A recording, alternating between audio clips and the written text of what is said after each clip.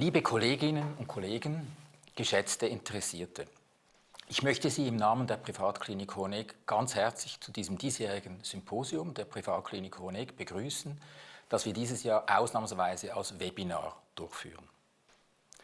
Mein Name ist Stefan Büchi und ich bin seit 8 Jahren ärztlicher Direktor der Privatklinik Hohenegg. Tragfähige soziale Beziehungen sind die Grundlage von Gesundheit und Wohlbefinden. Und es ist seit vielen Jahren empirisch gut belegt, dass Einsamkeit noch vor Diabetes, Rauchen oder fehlender körperlicher Bewegung der größte Risikofaktor für körperliche und psychische Krankheit ist. Im Fokus der Corona-Pandemie stand bisher die direkte Bedrohung durch das Coronavirus. Mehr und mehr zeigen sich aber auch die indirekten Folgen durch fundamentale soziale Veränderungen. Homeoffice, Homeschooling, Einschränkungen der sozialen Kontakte, Besuchsverbote in Alters- und Pflegeheimen, all dies hatte tiefreichende Folgen und bildet sich in der bedrohlichen, steigenden Zahl psychischer Störungen in der Schweiz ab. Im heutigen Symposium beschäftigen wir uns deshalb mit veränderten sozialen Beziehungen durch die Pandemie. Wir möchten dies auf verschiedenen Stufen oder Ebenen betrachten. Dies in Form von konzentrischen Kreisen. Wir möchten zuerst die veränderte Beziehung zu sich selbst durch die Krise anschauen, dann Veränderungen der Beziehungen zu unseren nächsten Familienangehörigen, dann die Ebene der Berufswelt beachten und letztlich die Effekte der Digitalisierung auf unsere sozialen Beziehungen beachten. Lassen Sie mich mit einigen persönlichen Gedanken zu unserer Beziehung zur Pandemie beginnen. Ein alter Weisheitsgedanke von Heraklit sagt, dass nicht die Dinge an sich, sondern unsere Sicht der Dinge über Glück und Unglück entscheiden. Das heißt, wie wir die Dinge anschauen oder die Beziehung zu diesen Geschehnissen entscheidet. Also auch unsere Sichtweise auf die Corona-Pandemie. Anfangs dieser Woche habe ich diese Schlagzeile in der Neuen Zürcher Zeitung gelesen. Und das ist doch eine provozierende Aussage eines sehr bekannten Epidemiologen, der sagt, dieses Virus werden wir nicht mehr los. Falls das so sein sollte, müssen wir uns auf langfristige Veränderungen mit einem chronischen, andauernden Problem einstellen. Das stellt uns vor große Herausforderungen. Ich selber bin Forscher im Bereich Umgang mit körperlicher Krankheit, chronischer körperlicher Krankheit und habe mir deshalb überlegt, ob es nicht Analogien gibt zwischen diesem Umgang mit der Covid-Pandemie zu Umgang mit chronischer Krankheit. Und ich möchte Ihnen diese Gedanken kurz vorstellen. Zusammen mit Lutz Wittmann habe ich 2009 eine, finde ich, interessante Studie publiziert. In der haben wir uns mit den Veränderungsmustern von Patientinnen auf dieselbe Krankheit, den systemischen Lupus erythematodes, untersucht. Uns interessierte, wie verändern sich eigentlich Persönlichkeiten durch eine Krankheit.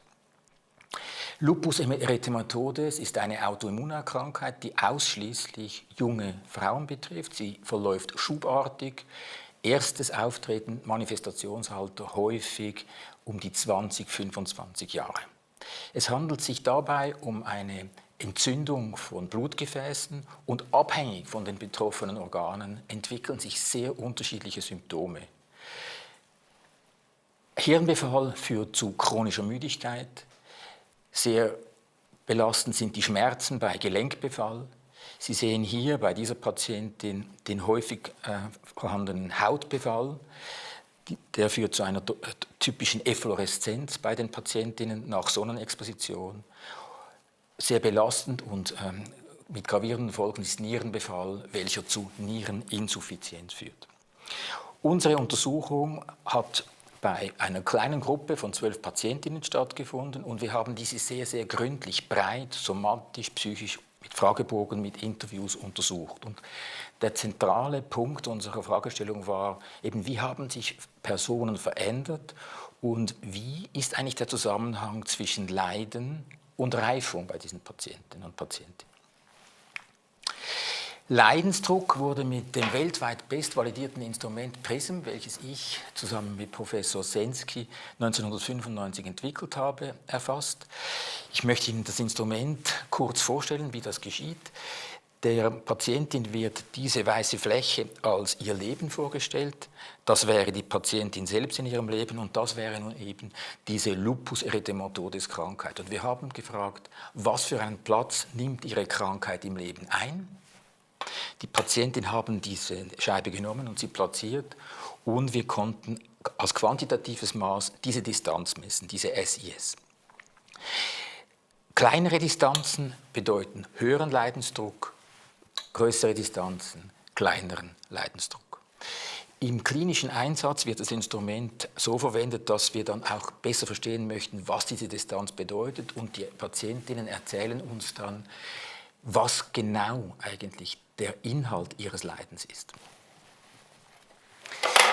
Die Reifung haben wir mit einem Fragebogeninstrument erfasst, dem PTGI-Instrument.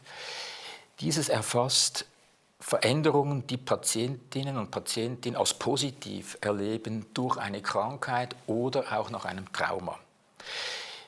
5 Dimensionen werden dabei erfasst. Menschen erleben häufig durch Krankheit oder Trauma intensivere Beziehungen zu ihren Mitmenschen. Es ist so, dass viele das Leben mehr schätzen lernen. Sie erleben auch eine neue Stärke.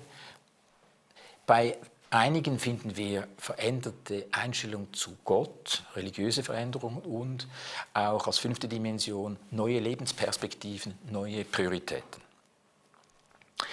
Wir haben bei dieser Gruppe von 12 Patientinnen insgesamt 3 sehr unterschiedliche Reaktionsmuster gefunden und ich möchte Ihnen anhand jeweils von einer typischen Person die Geschichte erzählen, die diese Patienten uns erzählt haben.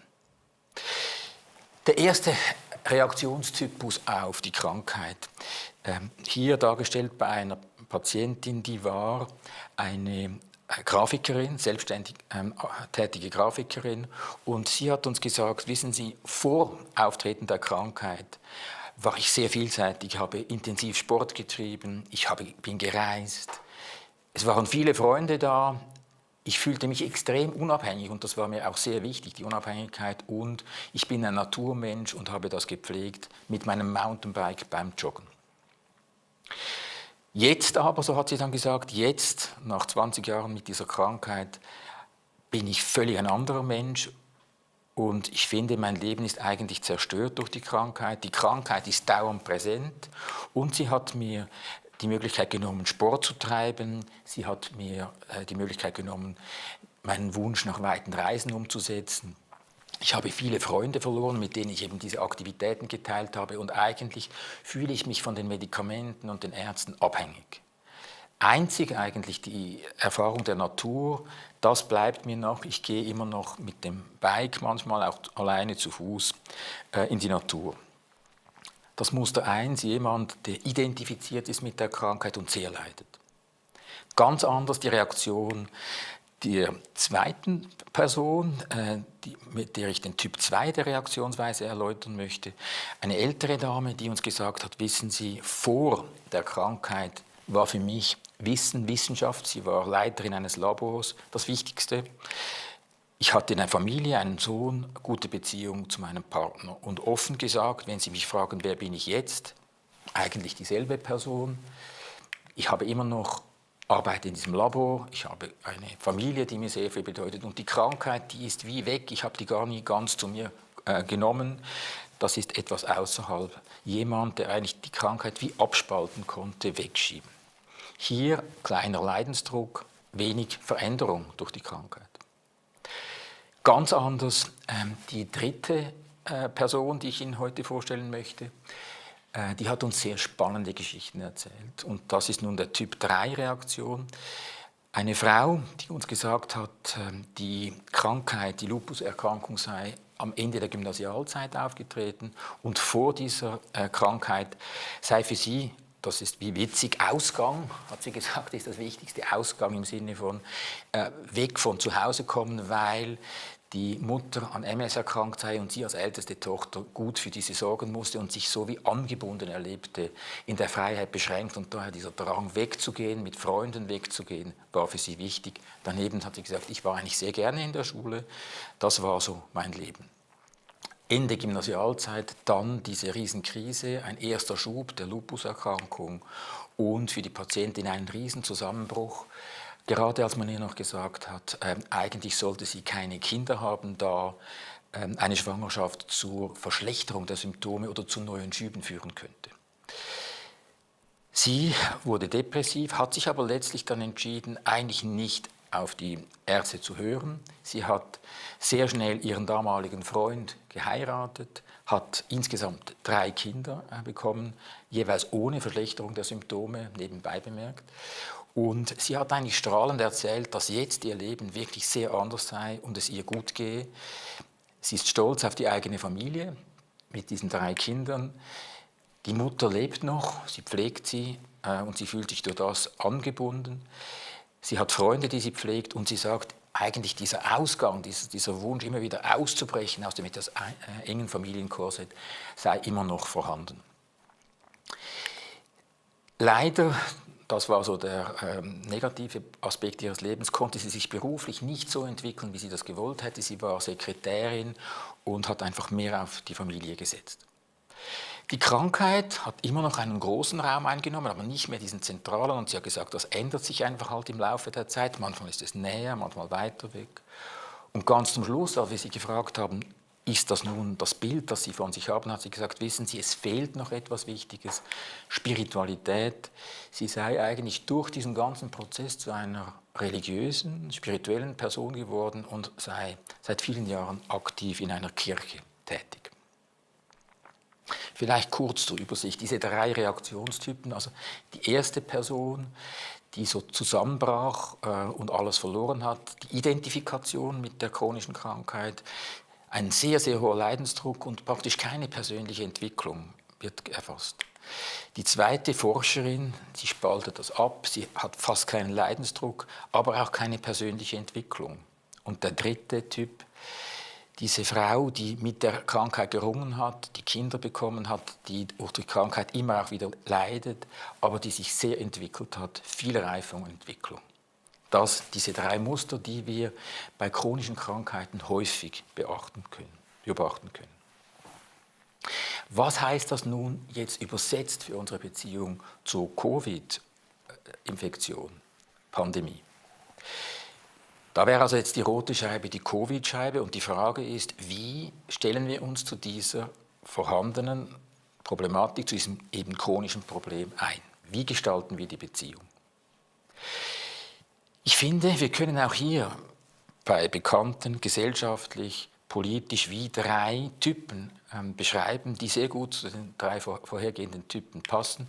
Der Typ 1, es gibt Menschen, die erstarren vor Angst vor dieser Infektion. Sie bleiben zu Hause, haben mindestens 2 Masken an, sie sind extrem zurückgezogen, sie sind identifiziert mit diesem Problem. Ein zweites Muster erleben wir auch. Es gibt Menschen, für die ist das alles eigentlich nur eine Illusion, eine Konstruktion, gar kein Problem. Man verleugnet die gesamte Infektion, die gesamte Pandemie, kein Problem. Ich glaube auch kein sehr adaptiver, hilfreicher Ansatz. Und der dritte Ansatz, wie Sie spüren, der von mir favorisierte, wir gestalten die Beziehung zu dieser Pandemie flexibel. Wir schauen, gibt es Luft für nachlassende Restriktionen, müssen wir bei einer neuen Welle wieder reagieren und Maßnahmen verschärfen und so weiter. Ich glaube, dass diese flexible Anpassung einen Entwicklungsprozess auch auslösen kann, bei jedem von uns, auch gesellschaftlich. Und ich favorisiere absolut diese Beziehung, dass wir pragmatisch, flexibel hier reagieren. Vielleicht ganz zum Schluss noch, was sind eigentlich meine persönlichen Lernprozesse aus dieser Pandemie? Als erster Punkt, ich glaube, wir sollten uns nicht zu stark nur auf die Probleme fokussieren, sondern auch die Resilienz fördern durch Hobbys, durch mehr soziale Kontakte. Ich glaube, diese Widerstandskraft ist sehr wichtig beim Umgang mit diesem chronischen Problem. Und als ärztlicher Direktor habe ich gesehen, wie wichtig das ein multiperspektiven Ansatz ist. Das heißt, dass wir verschiedene Dimensionen, Gesundheit, Ökonomie, Therapie und so weiter abgleichen und letztlich versuchen, pragmatisch sinnvolle Schritte zu gehen, um hier weiterzukommen. Wichtig, und das sage ich auch als ärztlicher Direktor, war für uns stets, dass wir uns an den Zielen der Institution und den Kernaufgaben orientiert haben, sprich, dass wir versucht haben, unsere Therapien weiterhin optimal umsetzen zu können. Das bedeutet, dass wir uns sehr auf die Patienten und ihre Bedürfnisse orientiert haben und andererseits auf die Mitarbeitenden, welche unbedingt nötig sind, um diese guten Therapien umzusetzen. Und vielleicht noch ein letzter Gedanke. Ich glaube, soziale Beziehungen als Basis für Gesundheit, das sollte stärker ins Bewusstsein treten und ich glaube auch gesellschaftlich sollten wir diese Gesundheit, die psychische Gesundheit in der Corona-Krise stärker in den Fokus rücken, damit wir adaptiv, gut im Sinne dieser Typ-3-Reaktion reagieren können. Damit möchte ich schließen und würde jetzt eigentlich sehr gern an unsere Moderatorin Katrin Merz übergeben. Katrin, darf ich dir das Wort geben? Ja, vielen Dank, Stefan, für deinen spannenden Input. Wir werden dich gegen Schluss des Symposiums dann noch einmal kurz hören. Ich freue mich sehr, Sie jetzt durch das weitere Programm führen zu dürfen. Zunächst ein paar organisatorische Hinweise. Das Symposium dreht sich ja um das Thema Beziehung in der Pandemie, was wir aus verschiedenen Blickrichtungen beleuchten werden. Sie dürfen auch in Beziehung mit uns treten, und zwar während den Referaten. Sie haben die Möglichkeit, uns eine Frage zu schicken, wenn Sie mögen. Am Ende jedes Referats gibt es 10 Minuten Zeit, in denen die Referenten ihre Fragen beantworten werden. Ich lese Ihnen jetzt den Link vor, mit dem Sie sich in einem zusätzlichen Browserfenster einloggen können. Sie sehen ihn eingeblendet. Der Link heißt bit.ly/Hoheneck, buchstabiert bit.ly/Hoheneck. Die Fragen werden selektioniert und mir gegen Ende jedes Referates zugespielt. Nach dieser Fragerunde wird es jedes Mal 10 Minuten Pause geben zu Ihrer Regeneration. Und wenn Sie mögen, können Sie sich auch mit schönen Impressionen auf dem Bildschirm von unserer Klinik hier verwöhnen lassen. Jetzt freue ich mich sehr, den nächsten sehr spannenden Referenten anmoderieren zu dürfen. Muho Nölke ist uns aus Japan zugeschaltet. Er ist ein deutscher Zen-Meister, kommt ursprünglich aus Berlin, hat Physik, Philosophie und Japanologie studiert, war während seines Studiums schon in Japan, unter anderem ein halbes Jahr in einem Kloster dort, wo er dann später auch seine Ausbildung zum Zen-Meister absolviert hat. Als sein Meister starb, wurde er zum neuen Abt dieses Klosters berufen und stand diesem Kloster 2002 bis 2020 vor, als übrigens einziger nicht aus Japan stammender Abt. Vielleicht sind Sie auch schon auf ihn aufmerksam geworden durch den Kinofilm, der 2016 in Deutschland und in der Schweiz zu sehen war. Zen for Nothing heißt er, in dem es um eine junge Berner Schauspielerin geht, die sich für ein halbes Jahr mit dem Zen-Buddhismus und dem Klosterleben eben in diesem Kloster von Muho Nölke beschäftigt. Sie fragen sich vielleicht, wie kommen wir darauf, einen Zen-Meister für unser Symposium einzuladen? Es ist so, dass Stefan Büchi, unser ärztlicher Direktor, 2019 anlässlich seiner Gastprofessur in Kyoto Muho Nölke kennengelernt hat. Es hat sich ein interessanter Austausch ergeben. Er hat Muho Nölke hierher eingeladen, was wegen der Pandemie leider bisher nicht möglich war. Jetzt freuen wir uns aber umso sehr, Umso mehr, dass er digital zugeschaltet ist und freuen uns auf das Referat zum Thema die Beziehung zum Ich in Zeiten der Krise. Muho, bitteschön.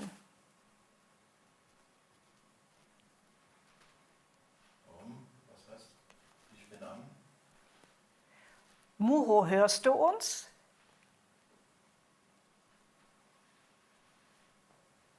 Ich habe nichts von ihm. Ich kriege nichts. Ja, ich höre ihn nicht. Beim Technikcheck zuvor hat das wunderbar geklappt.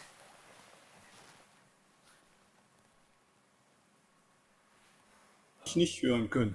Jetzt hören wir Sie, Muho, wunderbar. Okay, Sie hören mich? Gut, gut. Gut, dann fange ich nochmal von vorne an. Schönen Tag, beziehungsweise hier in Japan ist es schon abends. Ich hatte eigentlich gehofft, jetzt bei Ihnen in der Schweiz sein zu können, was dieses Jahr leider wegen der Pandemie nicht geklappt hat. Vielleicht klappt es ja nächstes Jahr.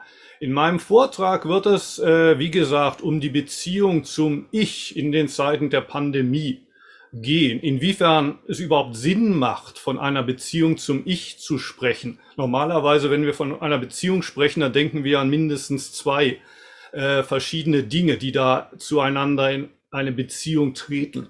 Inwiefern das überhaupt einen Sinn machen kann, von einer Beziehung zum Ich zu sprechen, das werde ich versuchen in meinem Vortrag auszuführen. Zunächst einmal zur Situation der Pandemie. Wie Herr Dr. Büchi bereits ausgeführt hat, betrifft es, glaube ich, jeden ganz verschieden. Ich würde mich zu den Menschen zählen, die eigentlich, ja, profitiert ist vielleicht das falsche Wort, aber denen die Pandemie Raum gegeben hat, um einmal tief durchzuatmen und um in meinem Fall jetzt in der zweiten Lebenshälfte noch einmal in Ruhe überhaupt darüber nachzudenken, wer man sein will, wie man seine zweite Lebenshälfte ausfüllen will. Ich war eigentlich immer schon als Kind ein Stubenhocker. Mir wurde immer gesagt, Junge, geh doch raus und spiel mit den anderen, es ist so schönes Wetter. Dann, wie ich aber später ausführen will, bin ich nach Japan gegangen ins Kloster und dann wurde mir immer gesagt, du ziehst dich ja zurück ins Kloster, tu doch was für die Menschheit. Und vor 2 Jahren bin ich aus dem Kloster zurück in die Großstadt gegangen, aber kurz danach kam Corona und wiederum, das hat mir zwar in gewisser Weise einen Strich durch die Rechnung gemacht, aber es gibt mir auch die Möglichkeit, jetzt auf diese Weise per Zoom mit vielen Menschen auf der ganzen Welt in Kontakt zu treten. Seit ungefähr einem Jahr betätige ich mich auch als Hobby-YouTuber und ich gehöre zu den Menschen, die das eigentlich genießen. Ich bin mir natürlich auch bewusst, dass für viele diese Pandemie eine große, ja, existenzielle Krise auch bedeutet, aber ich habe die Hoffnung, dass man diese Krise als Gelegenheit auffassen kann, auch mit sich selbst vielleicht in eine neue Beziehung zu treten. Darüber möchte ich in diesem Vortrag sprechen. Zunächst zu mir selbst, wie ich zum Zen gekommen bin. Ich war 16, als ich in ein Internat in Braunschweig eingeschult wurde. Und da gab es einen Lehrer, der sich für Zen interessierte und auch die Schüler mit Zen in Kontakt bringen wollte. Er lud auch mich ein, mal am Zazen, an der Meditation teilzunehmen. Das war zu einer Zeit, als Jugendsekten viel in den Medien problematisiert wurden. Und mir kam das deshalb eher suspekt vor und ich sagte, nein, danke. Nach 2, 3 Wochen lud mich der Lehrer noch einmal ein, es wenigstens einmal zu probieren. Und da er schon das zweite Mal ankam, war ich noch, wie sagt man, zweifelhafter, ne? Um Gottes Willen, nein, sagte ich. Ne? Und da sagte mir der Lehrer, hast du es denn schon mal probiert? Und ich sagte, nee, und ich habe auch nicht vor, es jemals zu probieren. Woraufhin der Lehrer sagte, wenn du es nicht einmal probiert hast, wieso kannst du sagen, dass du keine Lust hast? Du musst es mindestens einmal probieren. Also beschloss ich an dem Abend hinzugehen und ihm dann zu sagen, es interessiert mich nicht. Das war das letzte Mal. Und aus dem einen Mal sind inzwischen mehr als 35 Jahre geworden. Inzwischen sitze ich hier in Japan und war bis letztes Jahr Abt eines Zen-Klosters. Was ist passiert? Zunächst mal war die Zen-Meditation für mich die Begegnung mit meinem Körper. Ich war überrascht, dass es einen Unterschied macht, wie ich sitze. In der Schule saß ich immer so, wie Sie auf diesem Bild hier sehen können, vornüber gebeugt, fast wie Rodins Denker. Und wenn mir die Lehrer sagten, Junge, du hast eine schlechte Haltung, dann sagte ich, was interessiert mich, was interessiert Sie, meine Haltung? Solange ich zuhöre im Unterricht, kann es Ihnen doch schnurzegal sein. Insofern, es überraschte mich, dass als ich 10, 15, 20 Minuten einfach nur gerade da saß, ich ein anderer war und die Welt sah anders aus. Ich spürte zum ersten Mal in meinem Leben meinen Atem. 16 Jahre lang hatte ich geatmet, um zu leben, aber ich hatte diesen Atem nie gespürt. Das war eine große Entdeckung für mich. Und nach einiger Zeit begann ich Bücher zu lesen über Buddhismus und Zen. Und da hörte ich von diesem jungen indischen Prinzen, der anders als sich die Eltern das eigentlich erhofft hatten, nicht König werden wollte, sondern der sagte, das Leben ist Leiden. Selbst ein König wird krank werden, altern und irgendwann sterben. Das Leben verläuft nicht nach Plan. Das Leben ist unzufriedenstellend. Und er suchte einen Ausweg aus dem Leiden, verließ den Palast und setzte sich unter einem Baum und meditierte, bis er die Antwort auf seine Frage gefunden hatte. So heißt es zumindest in den alten buddhistischen Schriften. Und als ich diese Erzählung hörte, glaubte ich zum ersten Mal einen Seelenfreund gefunden zu haben. Und zwar deshalb, weil ich mit 7 Jahren meine Mutter verloren habe. Schon als Erstklässler in der Grundschule fragte ich mich, wenn ich nach Hause kam, warum muss ich Hausaufgaben machen? Warum muss ich morgen wieder zur Schule gehen, wenn wir sowieso alle sterben werden? Und als ich meinen Vater fragte, sagte der Junge, wenn du nicht in der Schule lernst, dann wirst du später nicht an eine höhere Schule kommen. Und ich fragte ihn, warum muss ich an die höhere Schule? Und er sagte, du musst später an die Uni, um zu studieren und einen guten Job zu bekommen, um Geld zu verdienen. Und ich überlegte mir, ich sehe ja meinen Vater jeden Morgen zur Arbeit gehen, aber ich habe nicht das Gefühl, dass meinem Vater das Spaß macht.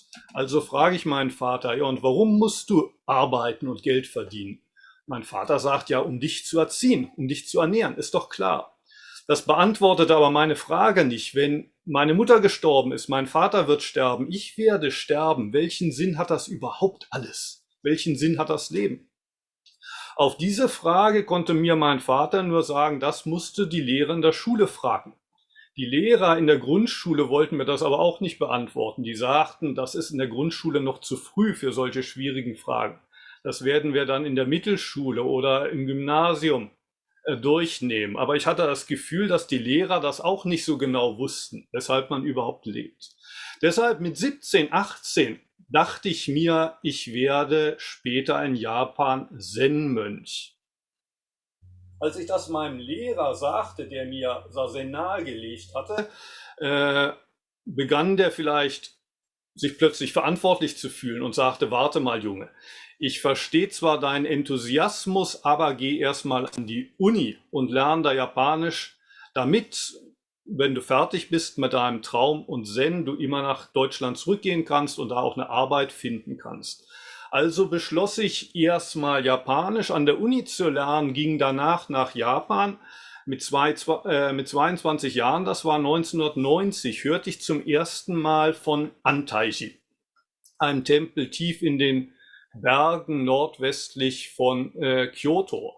Und als ich da vor inzwischen 33 Jahren ankam, 31 Jahre, muss ich mich vergessen, vor 31 Jahren mit 22, als ich ankam und der damalige Abt fragte mich, warum bist du hergekommen? Was willst du hier? Da sagte ich ihm, ich will was über Buddhismus und Zen lernen. Und er antwortete darauf, du erschaffst Antaishi. Wir sind hier keine Schule. Du erschaffst das Kloster. Da war ich erstmal vor den Kopf gestoßen. Wie soll ein 22-jähriger Deutscher, der damals auch noch nicht so gut Japanisch sprach, das Kloster erschaffen? Aber es machte mir auch Mut, es motivierte mich. Okay, es ist mein Weg und es liegt an mir, hier meine ersten Schritte zu machen. Und mit 25 Jahren wurde ich dann auch richtig ordinierter buddhistischer Mönch. Und musste dann lernen, mich in die Klostergemeinschaft einzugliedern. Ein wichtiger Aspekt davon ist auch der Dienst in der Küche. Ich musste dann relativ schnell zum ersten Mal für die Gemeinschaft kochen. Das bedeutet, dass man um 4 Uhr morgens, wenn die anderen zu meditieren gehen, alleine in der Küche steht, erstmal im Holzofen Feuer anwerfen muss und dann um 6 Uhr, wenn gegessen wird, das Frühstück auf dem Tisch haben muss. Das Frühstück bedeutet Reis, braunen Reis mit Miso-Suppe und in der Regel 2 Nebengerichte, die aus den Gemüsefeldern kommen, das Kloster selbstversorgend. Das Frühstück bekam ich dann noch hin. Beim Mittagessen gab es Probleme. Mittagessen ist in der Regel etwas einfacher als das Frühstück. Da gibt es nur Nudeln. Und am ersten Tag sagte mir einer der älteren Mönchsbrüder, mach doch Udon. Ich kannte Udon aber nicht. Das sind japanische Nudeln. Ich dachte, ich mache dies im Stil von Spaghetti al dente. Das war den Japanern aber zu hart. Die Nudeln waren denen zu hart. Am nächsten Tag sagte ich mir, okay, dann mache ich sie weicher und kochte sie für eine halbe Stunde. Da hatten sie sich aufgelöst. Da wurde ich wieder angemotzt. Und da ich fast täglich für meine schlechten Leistungen in der Küche angemotzt wurde, sagte ich irgendwann mal, ich bin doch nicht nach Japan gekommen, um kochen zu lernen. Ich bin doch hier, um Zen zu praktizieren. Als mein Meister das hörte, rief er mit großer Stimme, es geht hier nicht um dich. Was mich aus allen Wolken fallen ließ, denn er hatte ja am Anfang gesagt, du erschaffst Antaishi. Wie kann es sein, dass es nicht um mich geht? Es muss um mich gehen. Ich erklärte mir das dann nach einigen Jahren so, dass wenn 10 Leute in Antaijin leben, es kann ja nicht jeder seinen eigenen Privat-Antaiji da erschaffen, sondern die 10 müssen auch in der Lage sein, jeder von sich selbst abzusehen, sich zu vergessen. Und erst dann, in dem Moment, in dem man sich selbst vergisst, ist es möglich, Antaiji, den Ort des Lebens, das Leben selbst zu erschaffen. Bis ich 33 war, also knapp 10 Jahre, studierte ich unter meinem Meister und dann gab er mir den Laufbrief. Ich hatte vor, irgendwann mal nach Europa zurückzugehen und da meine eigene Gruppe aufzumachen, aber ich sagte mir vorher, will ich in Japan eine Gruppe aufmachen, in der Großstadt. Denn es gibt zwar in Japan viele Tempel, aber sehr wenige, in denen man tatsächlich Meditation praktizieren kann. Die meisten Tempel kümmern sich nur um Beerdigungen. Und ich dachte mir, ich mache in der Großstadt eine Gruppe auf. Allerdings sind die Mieten in der Großstadt sehr teuer. Und als ich in Osaka, wo ich auch jetzt wohne, im Schlosspark spazieren ging, sah ich, dass da viele Menschen zu der Zeit Zelte unter den Bäumen aufgeschlagen hatten. Die Obdachlosen waren damals in Japan ein großes Problem. Aus meinen Augen sah es aber eher wie eine Zukunftsperspektive auch für mich aus. Im Grunde machten ja die Obdachlosen das, was vor 2500 Jahren der Shakyamuni, der junge Prinz, der später zum Buddha wurde, gemacht hatte. Sie lebten unter Bäumen und da war ein schöner Platz frei auf der Klostermauer. Links und rechts hatte sich ein Obdachloser ein Zelt aufgebaut. Ich fragte die beiden, ist es okay, wenn ich hier auch mein Lager aufbaue? Und die sagten, bitteschön. Und so wurde ich vor 32 Jahren Obdachloser in Osaka. Ich machte jeden Morgen ab 6 Uhr 2 Stunden Meditation. Ich ging in ein Internetcafé und machte das publik im Internet. Und am Anfang saß ich oft alleine, aber nach einer Weile kamen 1, 2, 3, manchmal 4, 5 Teilnehmer. Nach der Meditation saßen wir oft dann noch zusammen. Ich kochte dann auf einem Gaskocher Nudeln für die Teilnehmer und wir unterhielten uns dann bis gegen Mittag, bis alle gingen. Und an manchen Tagen ging ich betteln, an anderen Tagen übersetzte ich japanische Bücher ins Deutsche und machte die im Internet publik. Ich begann dann auch zum ersten Mal seit 10 Jahren eine Freundin, eine junge Japanerin kennenzulernen, die meine Freundin wurde.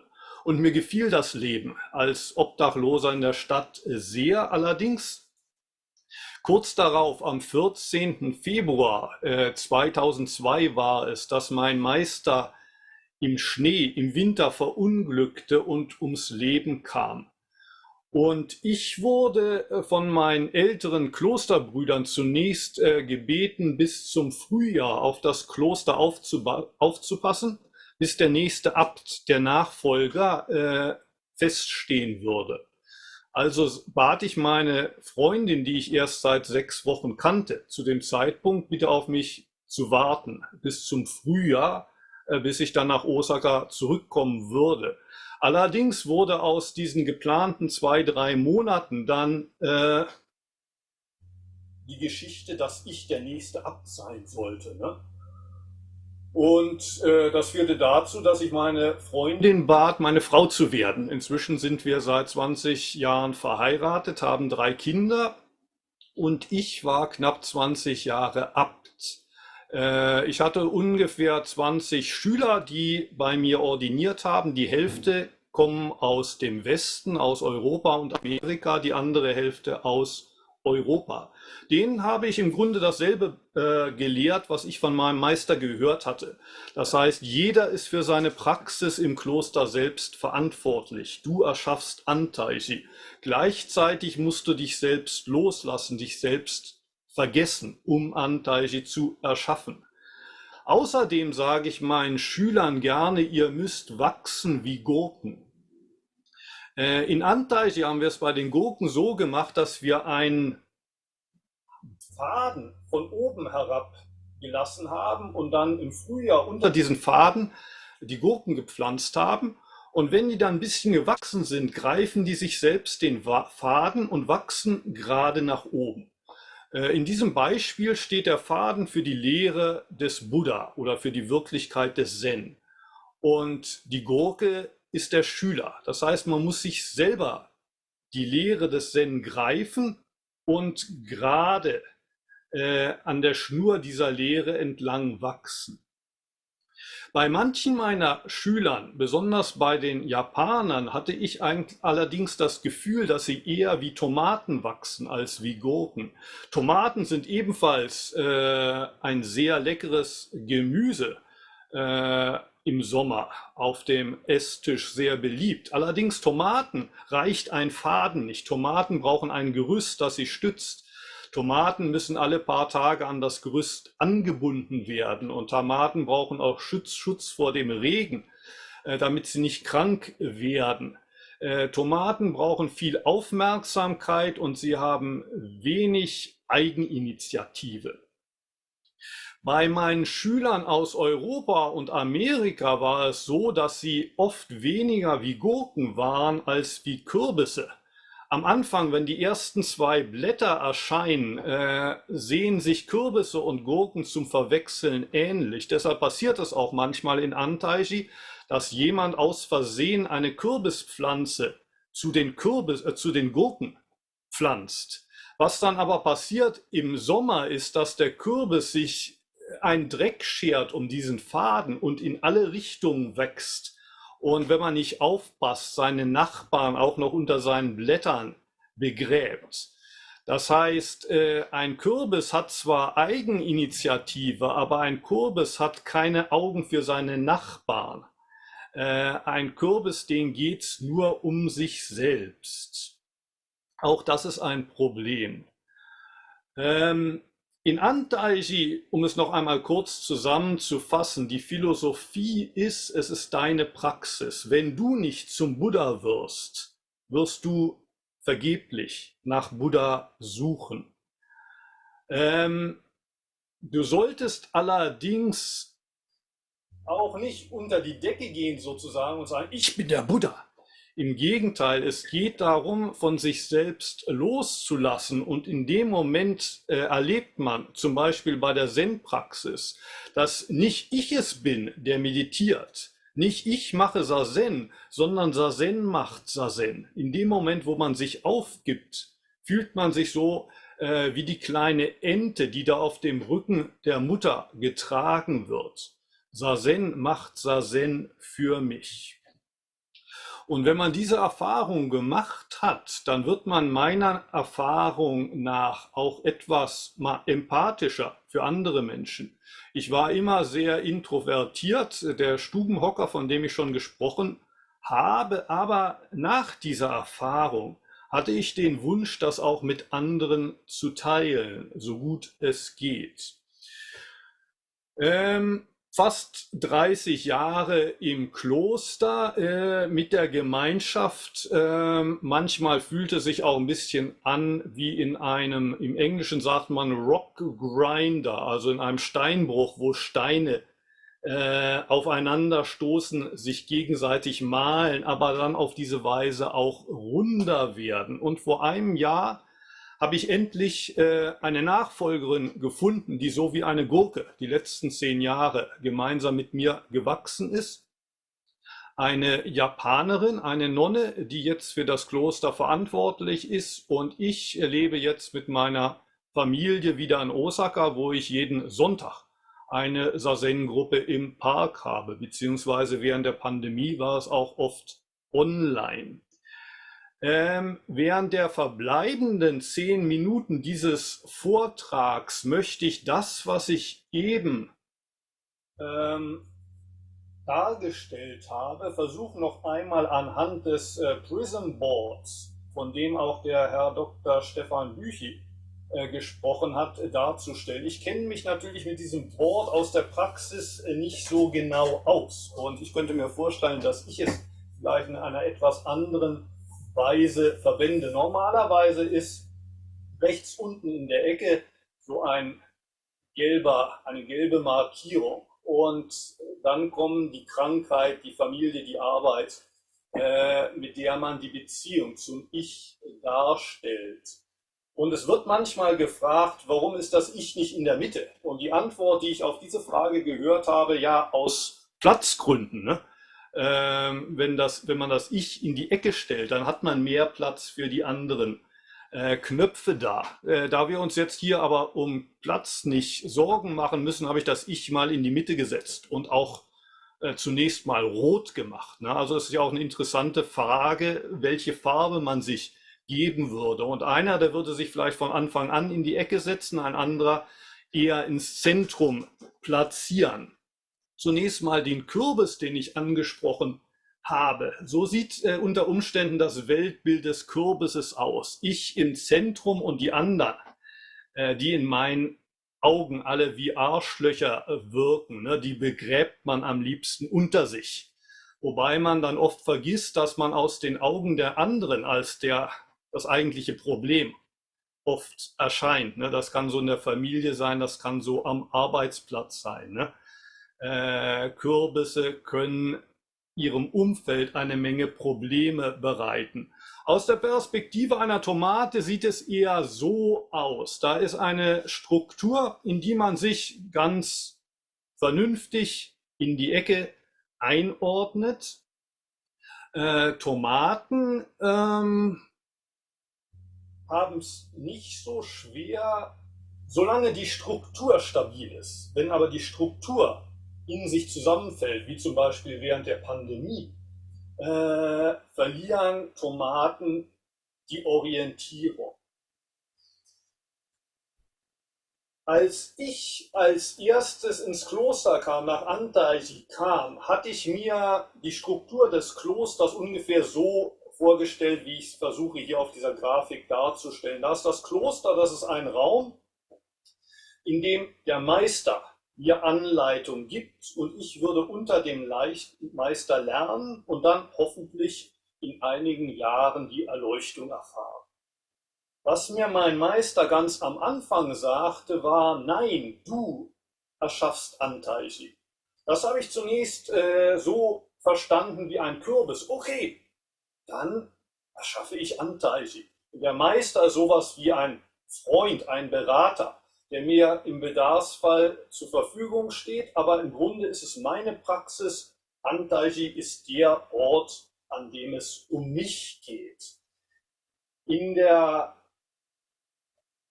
tatsächlichen Realität im Alltag sah es dann aber so aus, dass ich nicht immer da war mit meinem Meister, sondern da war der Meister, da war das Zazen, die Meditation, in die ich mich sozusagen verliebt hatte. Deshalb habe ich sie hier rosa dargestellt. Ich bin nach Antaiji gegangen, um Zazen zu machen, aber da waren auch andere Klosterbrüder in der Gemeinschaft, die ich eher als Arschlöcher bezeichnet hätte, die mir das Leben schwer machten, die mir auch den Zugang zum Meister schwierig machen. Und da war die Arbeit grün, weil es Feldarbeit war, auf den Feldern, in den Reisfeldern. Das war sehr hart für mich, und das verhasste Kochen. Und keine Rede davon, dass ich Antaiji erschaffen kann. Wie soll ich in so einer Situation Antaiji erschaffen? Und dann sagte mir mein Meister am Ende noch: Es geht nicht um dich. Es geht nicht um dich, aber das war dann für mich letztendlich auch ein Augenöffner, insofern, als ich merkte, das Wort Ich kann mindestens zwei verschiedene Bedeutungen haben. Einmal ich innerhalb der Struktur, ich innerhalb der Beziehung mit anderen, ich und die Arbeit, ich und die Meditation. Ich ist aber auch, im Fall des Prism Boards, das Brett selber, die Leinwand selber. Und nicht genau in dem Moment, als mein Meister mir das sagte, aber dann einige Zeit später merkte ich, als er sagte, du erschaffst Antaiji, da sprach er nicht von dem Knopf auf dem Brett, er sprach von dem Brett selbst. Und als er sagte, es geht hier nicht um dich, war es die Einladung, runterzukommen von der Identifikation mit dem Knopf und zu erkennen, das ganze Brett, das bin ich und das ist Antaiji.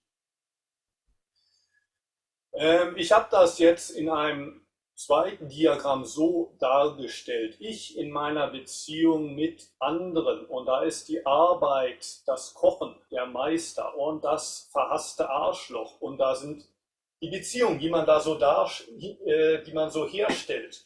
Und je nachdem, wie man sich verortet, wird auch das Leiden zunehmen oder abnehmen. Aber im Zen geht es zunächst einmal darum, runterzukommen von der Karte, oder ich sage oft, eine Pause zu machen von dem Spiel. Und dieses zweite Ich, das ich rot und mit Großbuchstaben geschrieben habe, ein Ich, das keinen Namen hat, ein Ich, das kein Alter hat, ein Ich, das keine Nationalität hat, ein Ich, das all das umfasst. Im Zen spricht man vom wahren Gesicht, das man hatte, bevor die Eltern geboren wurden. Selbst die Eltern sind nur ein Teil von diesem Ich. Und dann gibt es noch einen zweiten Schritt, der im Zen ebenfalls wichtig ist. Wenn man einmal diesem Ich begegnet ist, diese spirituelle Erfahrung gemacht hat, dass ich nicht nur die Figur auf der Bühne bin, sondern auch die Bühne selbst. Wenn man diese Erfahrung einmal gemacht hat, ist es aber auch wieder zurückzukommen ins Spiel. Das heißt, wieder den Weg runter zu finden von dem großen Ich, das Ich mit den Großbuchstaben, und seine Rolle von Neuem wahrzunehmen, zurückzukommen ins Spiel, aber vielleicht nach etwas anderen Regeln zu spielen, damit man selbst, aber auch die anderen mehr Spaß haben in diesem Spiel. Das bringt mich zum Schluss des Vortrags zu den 10 Kuhbilder, habe ich sie hier genannt. Normalerweise spricht man von den Ochsenbildern.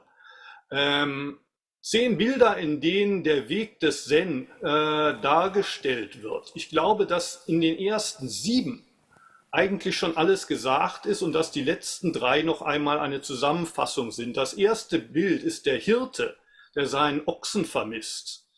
Man findet sich wieder in der Welt, aber man fühlt sich wie ein Ausgesetzter. Man weiß nicht, was mache ich überhaupt in der Welt. Man fühlt sich manchmal wie im falschen Film.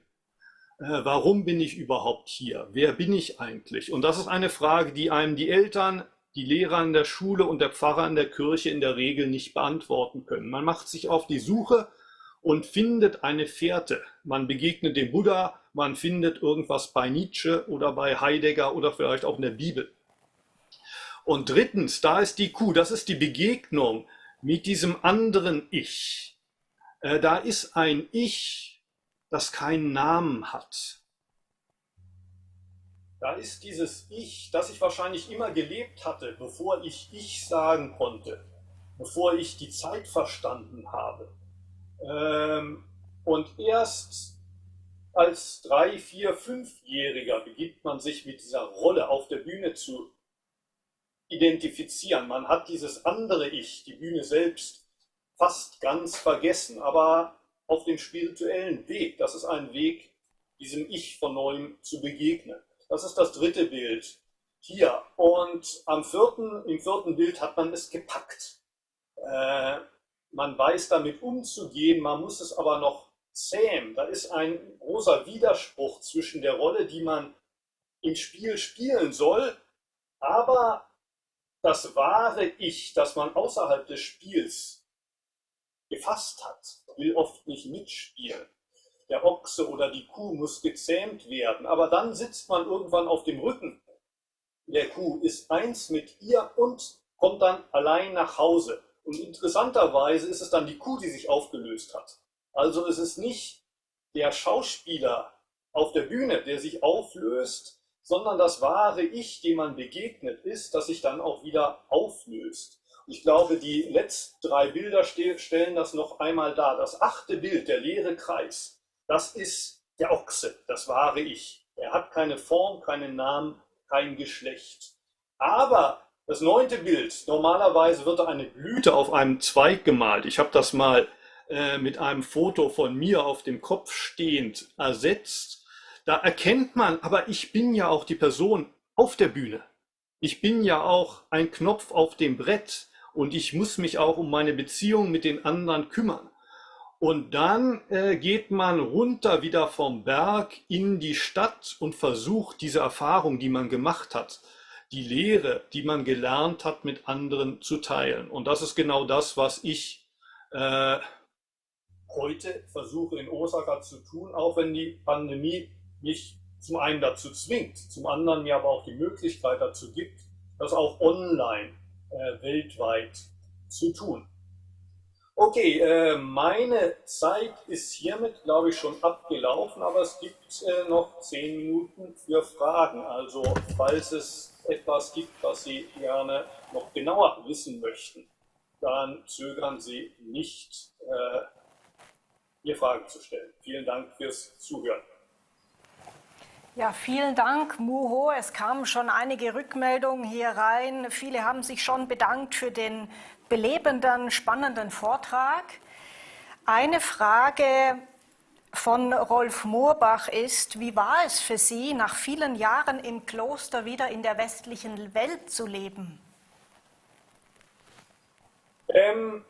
Naja, ich bin ja nicht in die westliche Welt gegangen, sondern ich lebe in Osaka, einer Großstadt in Japan. In der weltlichen Welt, ja.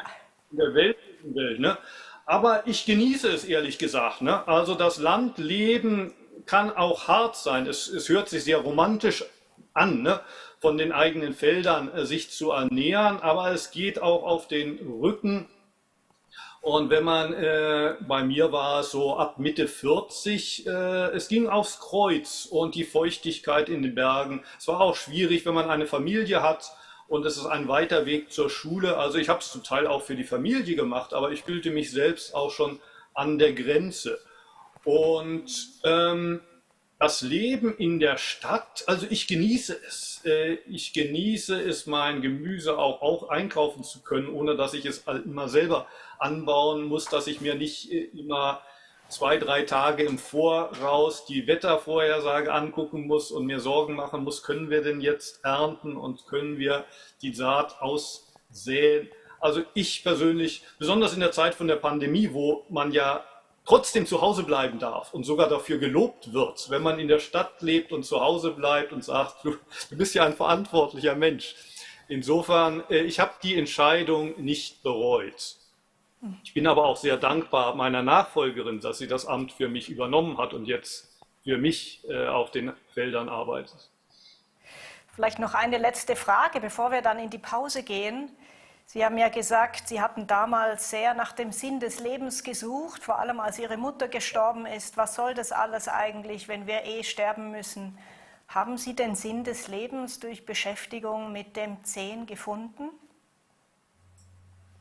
Also heute würde ich sagen, ich habe erkannt, dass es keinen Sinn gibt im Leben, aber dass das nicht ein Problem ist, sondern dass es eher eine Befreiung ist. Denn Sinn ist ja auch Teil des Spiels, etwas auf dem Brett, was man auf dem Brett sucht, aber auf dem Brett vermisst. Und die Befreiung, von der ich spreche, bedeutet, das Leben braucht ja gar keinen Sinn. Oder man könnte sagen, das Leben in diesem Moment ist schon der Sinn. Aber der Sinn ist keine Karotte. Als junger Mensch hatte ich mir diesen Sinn des Lebens immer wie eine Karotte vor die Nase gehängt. Aber ich konnte die Karotte nicht bekommen. Keiner konnte mir überhaupt sagen, gibt es die Karotte? Und Zen hat mich gelehrt, du brauchst doch gar keinen Sinn, diesen Tag zu leben. Wenn man gut das Wort Sinn verwenden möchte, dann könnte man sagen, indem du diesen Tag wirklich 100% lebst, gibst du ihm Sinn. Ich würde aber sagen, wir brauchen das Wort Sinn vielleicht gar nicht. Ne? Auch ohne Sinn ist das Leben schön. Ne? Vielleicht ist das Leben sogar ohne Sinn sehr viel schöner. Denn dann muss man sich nicht ständig fragen, hat das denn einen Sinn, was ich mache? Hat es denn einen Sinn? Könnte es nicht noch mehr Sinn haben? Und wenn es keinen Sinn hat, Vielleicht dann doch noch eine kurze Frage. Warum haben die Mönche Sie als Interimsmönch gewählt, möchte Tim Klose wissen. das hatte auch damit zu tun, dass die anderen Mönche schon Verantwortung übernommen hatten für andere Tempelchen, beziehungsweise ich war ja der Jüngste, die waren zum Teil auch schon in meinem Alter jetzt, die sahen schon, dass das für sie eine harte Arbeit werden würde. Ne? Und dieser 33-jährige Deutsche, der hat vielleicht noch die erforderliche Fitness dafür, ne? Und die Motivation. Ne? Also ich war so der letzte, unterste auf der Leiter, aber der musste dann sozusagen die Suppe auslöffeln. Gut, alles klar. Vielen Dank, Muho. Es kommen verschiedene Rückmeldungen. Vielen Dank für den belebenden Vortrag. War sehr unterhaltsam zuzuhören. Wir müssen jetzt leider schließen und würden dann weitermachen um 14:20 Uhr würden wir uns wiedersehen. Vielen lieben Dank, Muho. Alles Gute weiterhin. Viele Grüße nach Japan.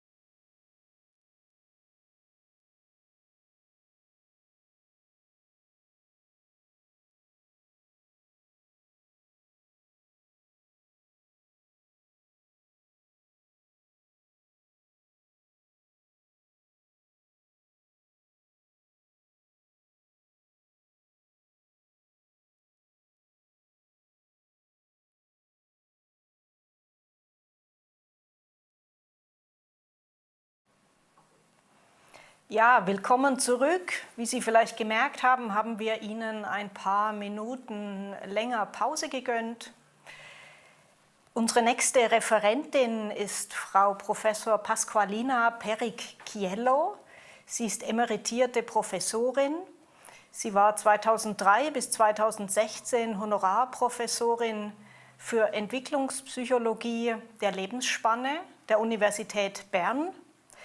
Es würde absolut den Rahmen der Anmoderation sprengen, um all ihre akademischen Funktionen aufzuzählen, ihre Forschungsprojekte, ihre Vorstandschaft, Mitgliedschaft in fachlichen und wissenschaftlichen Gremien. Drum beschränke ich mich auf das Wesentliche ihrer Arbeit.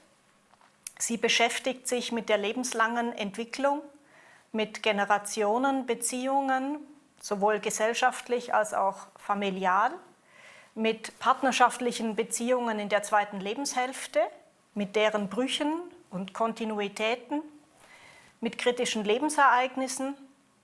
Sie ist Präsidentin der Seniorenuniversitäten in der Schweiz und sie spricht jetzt zum Thema Bedeutung und Veränderung naher sozialer Beziehungen in der Pandemie. Bitte schön, Frau Professor Peric-Chiello. Ganz herzlichen Dank, Frau Merz, für diese schöne Anmoderation. Ich möchte mich generell bedanken, auch bei Herrn Büchi, für die freundliche Einladung, in diesem hochkarätigen Symposium mitmachen zu dürfen. Die Thematik ist heiß, immer noch oder wieder auch. Wir wissen, dass die Pandemie die sozialen Beziehungen aufgemischt hat, auf gesellschaftlicher Ebene, aber vor allem auch auf familialer und partnerschaftlicher Ebene. Und die Frage ist, wie genau, weil wir hören immer wieder von diesen negativen Einflüssen und Auswirkungen, gibt es auch etwas Positives? Gibt es einen Babyboom zum Beispiel oder gibt es vielleicht nur mehr Scheidungen? Die Beantwortung dieser Frage ist gar nicht so einfach. Ich habe für diese Präsentation mich wirklich eingehend informiert, habe recherchiert, weil ich wollte Ihnen Ergebnisse zeigen, also meine Ausführungen kommentieren, aber auch mit Fakten untermauern. Und deshalb ist es ganz wichtig, dass wir uns fragen, ja, was sind denn soziale Beziehungen zuallererst? Und was für Auswirkungen haben sie? Was gibt es für Evidenzen dazu? Ja, dass soziale Beziehungen existenziell sind für unser Wohlbefinden, für unsere Gesundheit, ist ja hinlänglich bekannt. Sehr erstaunt es, dass dieses Votum der Weltgesundheitsorganisation, das schon seit Jahrzehnten existiert, nämlich die Definition von Gesundheit, über einen Zustand von vollständiger körperlicher, geistiger und sozialen Befindlichkeit geht. In der Pandemie vor allem aber nur die körperliche Gesundheit berücksichtigt wurde. Häufig sagen die Leute, die Verantwortlichen, die Wissenschaftlerinnen und Wissenschaftler, bloß die Viren und viel zu wenig den Menschen als Ganzes.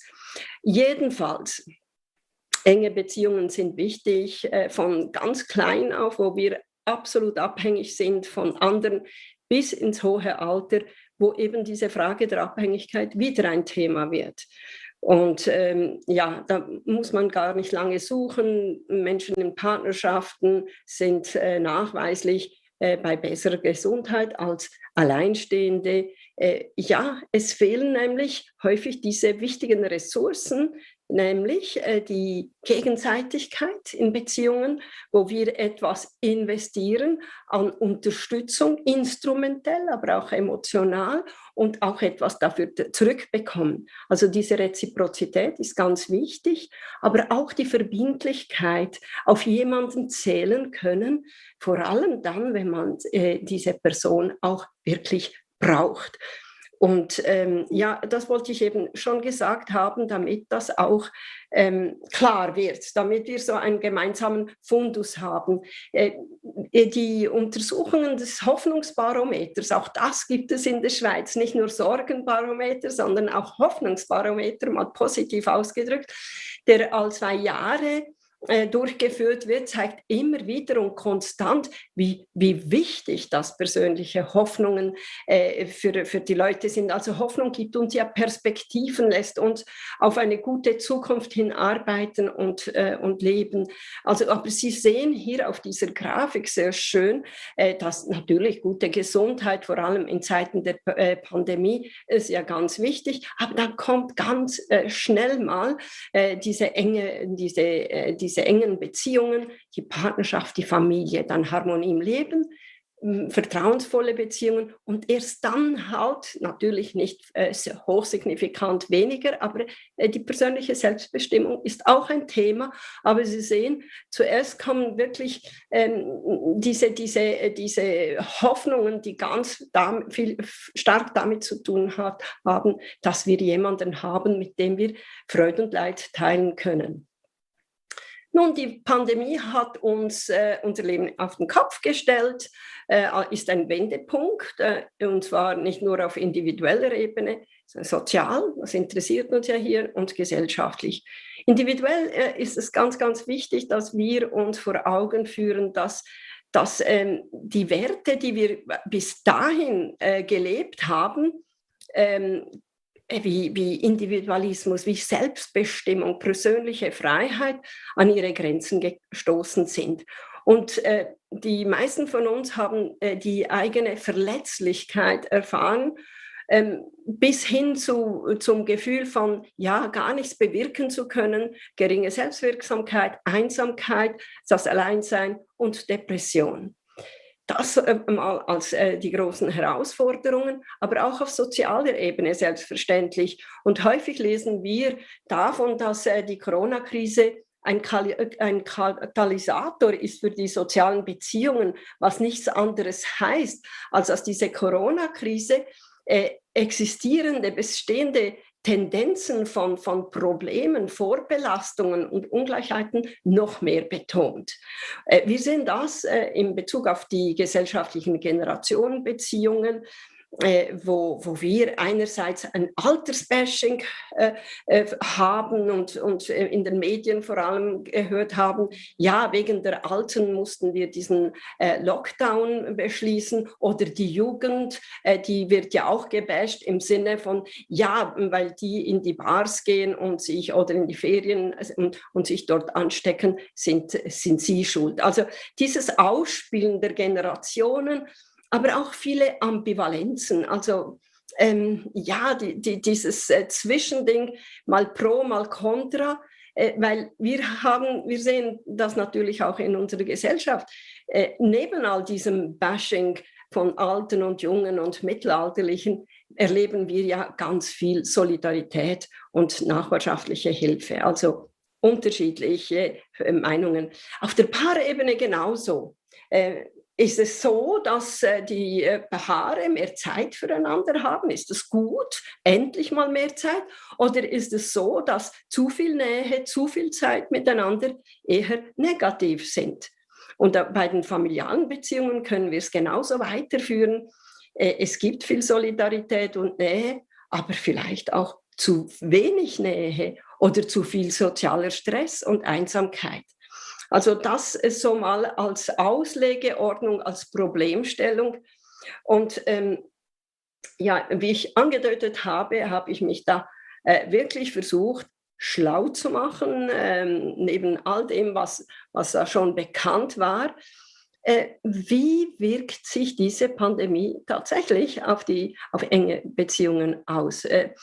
Und da werden wir, und da brauchen wir gar nicht lange zu recherchieren, diese Fake News, die in der heutigen Zeit ja fast an der Tagesordnung sind, viele Gerüchte, Kontradiktionen, und einige Fakten.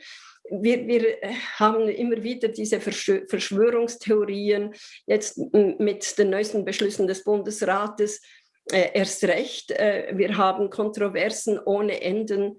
Und leider auch wissenschaftliche Befunde, die häufig auch widersprüchlich sind. Natürlich gibt es auch solche, die in eine Richtung gehen, wo Verlass ist, aber eben diese widersprüchlichen Expertenmeinungen führen dann häufig dazu, dass sie sehr viel Verunsicherung stiften und vielleicht negative Tendenzen noch verstärken. Ich würde mal fragen, warum ist das alles so? Eine Antwort könnte die sein, dass diese unsichere und wenig vorhersagbare Situation der Corona-Krise Ängste schürt, ganz klar, ganz generell, aber auch Ängste in Bezug auf Kontrollverlust. Wir westlichen Menschen in unserer heutigen Zeit sind so etwas wie Kontrollfreaks geworden. Also es muss alles kontrollierbar sein, alles hier und jetzt und alles machbar. Und das ist extrem in Frage gestellt worden. Und diese Unsicherheit und teilweise auch Orientierungslosigkeit spielt natürlich sehr in die Hände derjenigen, die extreme Meinungsbildungen haben und die Leugner dieses Virus und so weiter. Und und was kann die Wissenschaft dazu führen? Häufig merken wir diese reaktive Tendenz der Wissenschaft, ja, etwas passiert und dann geht man einem Phänomen hinternach. Und häufig eben, wie gesagt, widersprüchlich, häufig auch viel zu wenig interdisziplinär. Eben diese Definition der WHO von Gesundheit würde ja implizieren, dass da verschiedene Kompetenzen zusammengebündelt sind, um Maßnahmen zu beschließen. Aber was wir eben häufig vorgefunden haben, waren sehr disziplinäre Entscheidungen, leider. Und eben viel zu wenig transdisziplinäre Entscheidungen oder Zugänge, was heißt, dass die Betroffenen viel zu wenig auch in diesen Forschungsprozess mit einbezogen wurden. Also die Pandemie ist nicht etwas, und die Folgen davon, das ist nicht nur etwas für die Wissenschaftlerinnen, dass sie das erklären, sondern ich meine, der Einbezug der Betroffenen ist zentral, damit wir auch valide Daten hierzu haben. Also, ich habe mir das erlaubt, diese kritischen Bemerkungen vorwegzunehmen, um dann halt wirklich diese sozialen Beziehungen unter die Lupe zu nehmen und zu schauen, ja, was ist jetzt eigentlich mit diesen Paarbeziehungen? Ist es die Corona-Krise, ist sie eine Partnerschaftskrise? Wenn wir uns umschauen klinisch, vielleicht hat man da die Pathologiebrille an und da sieht man die Probleme. Wenn man eine breite Population befragt, kann man feststellen, dass mehrheitlich die Leute berichten, nein, es ist besser geworden. Man ist dankbar für die vermehrte Zeit füreinander. Man hat endlich Zeit für Gespräche. Und eine gemeinsame Krisenbewältigung kann die Beziehung stärken und stärkt sie natürlich auch, weil halbes Leid ist natürlich, geteiltes Leid ist auch halbes Leid. Aber, und das zeigt sich wirklich immer wieder in den verschiedensten Arbeiten, dass rund 20% über zu viel Nähe, über zu viel Konflikte, viel mehr Konflikte, über Zweifel, die plötzlich auftauchen. Ja, die Zeit mehr und die Nähe mehr führt zur Infragestellung dessen, was man als Beziehung definiert hat. Und hierzu sind vor allem die jüngeren Paare dazugehörig, die unter 30-Jährigen, aber auch jene, die eine jüngere Beziehung haben, also eine kürzere Beziehung. Interessant ist auch, dass Langzeitpaare hingegen die Krise halt eher als eine Chance angesehen haben und vielleicht haben sie auch bessere Coping-Strategien in der Zwischenzeit entwickelt, das wissen wir nicht, aber auf jeden Fall ein spannender Befund. Und dann greife ich wieder auf die Medienberichterstattung. Also da überhäufen sich die Meinungen. Es wird da von einem Babyboom gesprochen. Ja, endlich gibt es mehr Babys, weil die Leute mehr Zeit haben. Oder es wird von einem Weltuntergangssex gesprochen. Ich habe immer wieder solche Anfragen für Interviews gehabt. Also Babyboom, der wurde prognostiziert, ist aber bisher gar nicht eingetroffen. Ich glaube nicht, dass er noch eintreffen wird. Es wurden viel mehr Scheidungen prognostiziert. Bisher wurden sie nicht nachgewiesen. Gut, man weiß, es gibt sicherlich mehr häusliche Gewalt, das ist ganz klar. Aber da haben wir eine große Dunkelziffer, da gibt es zu wenig gesicherte Befunde. Aber was die klinische Praxis zeigt, ist sicherlich mehr häusliche Gewalt. Aber mehr Scheidungen bis jetzt noch nicht nachgewiesen. Möglicherweise in einem halben Jahr können wir da mehr dazu sagen. Ja, und dass mehr Sex gehabt wird, prognostiziert, ist das wahr? Da habe ich, dieses Phänomen habe ich auch ausgeleuchtet und da haben Sie die totale Kontradiktion. Wir wissen zwar, dass in Krisensituationen Sexualität, Sex einen positiven Effekt haben kann, weil die Zunahme des sexuellen Verlangens und auch der sexuellen Handlung kann ein Bewältigungsmechanismus sein angesichts lebensbedrohlicher Ereignisse oder angesichts gefährlicher Ereignisse. Das ist nicht neu, das wurde schon länger nachgewiesen. Und eben die britische Populationsstudie, die ich hier zitiere, die hat sich mit dieser These auseinandergesetzt und wollte es genau wissen. Und tatsächlich hat die Mehrheit berichtet, nein, wir hatten gleichwohl gleich viel Sex und gleich guten Sex wie immer, also keine Veränderung. 30% berichteten sogar 30% weniger und 15% mehr Sex. Und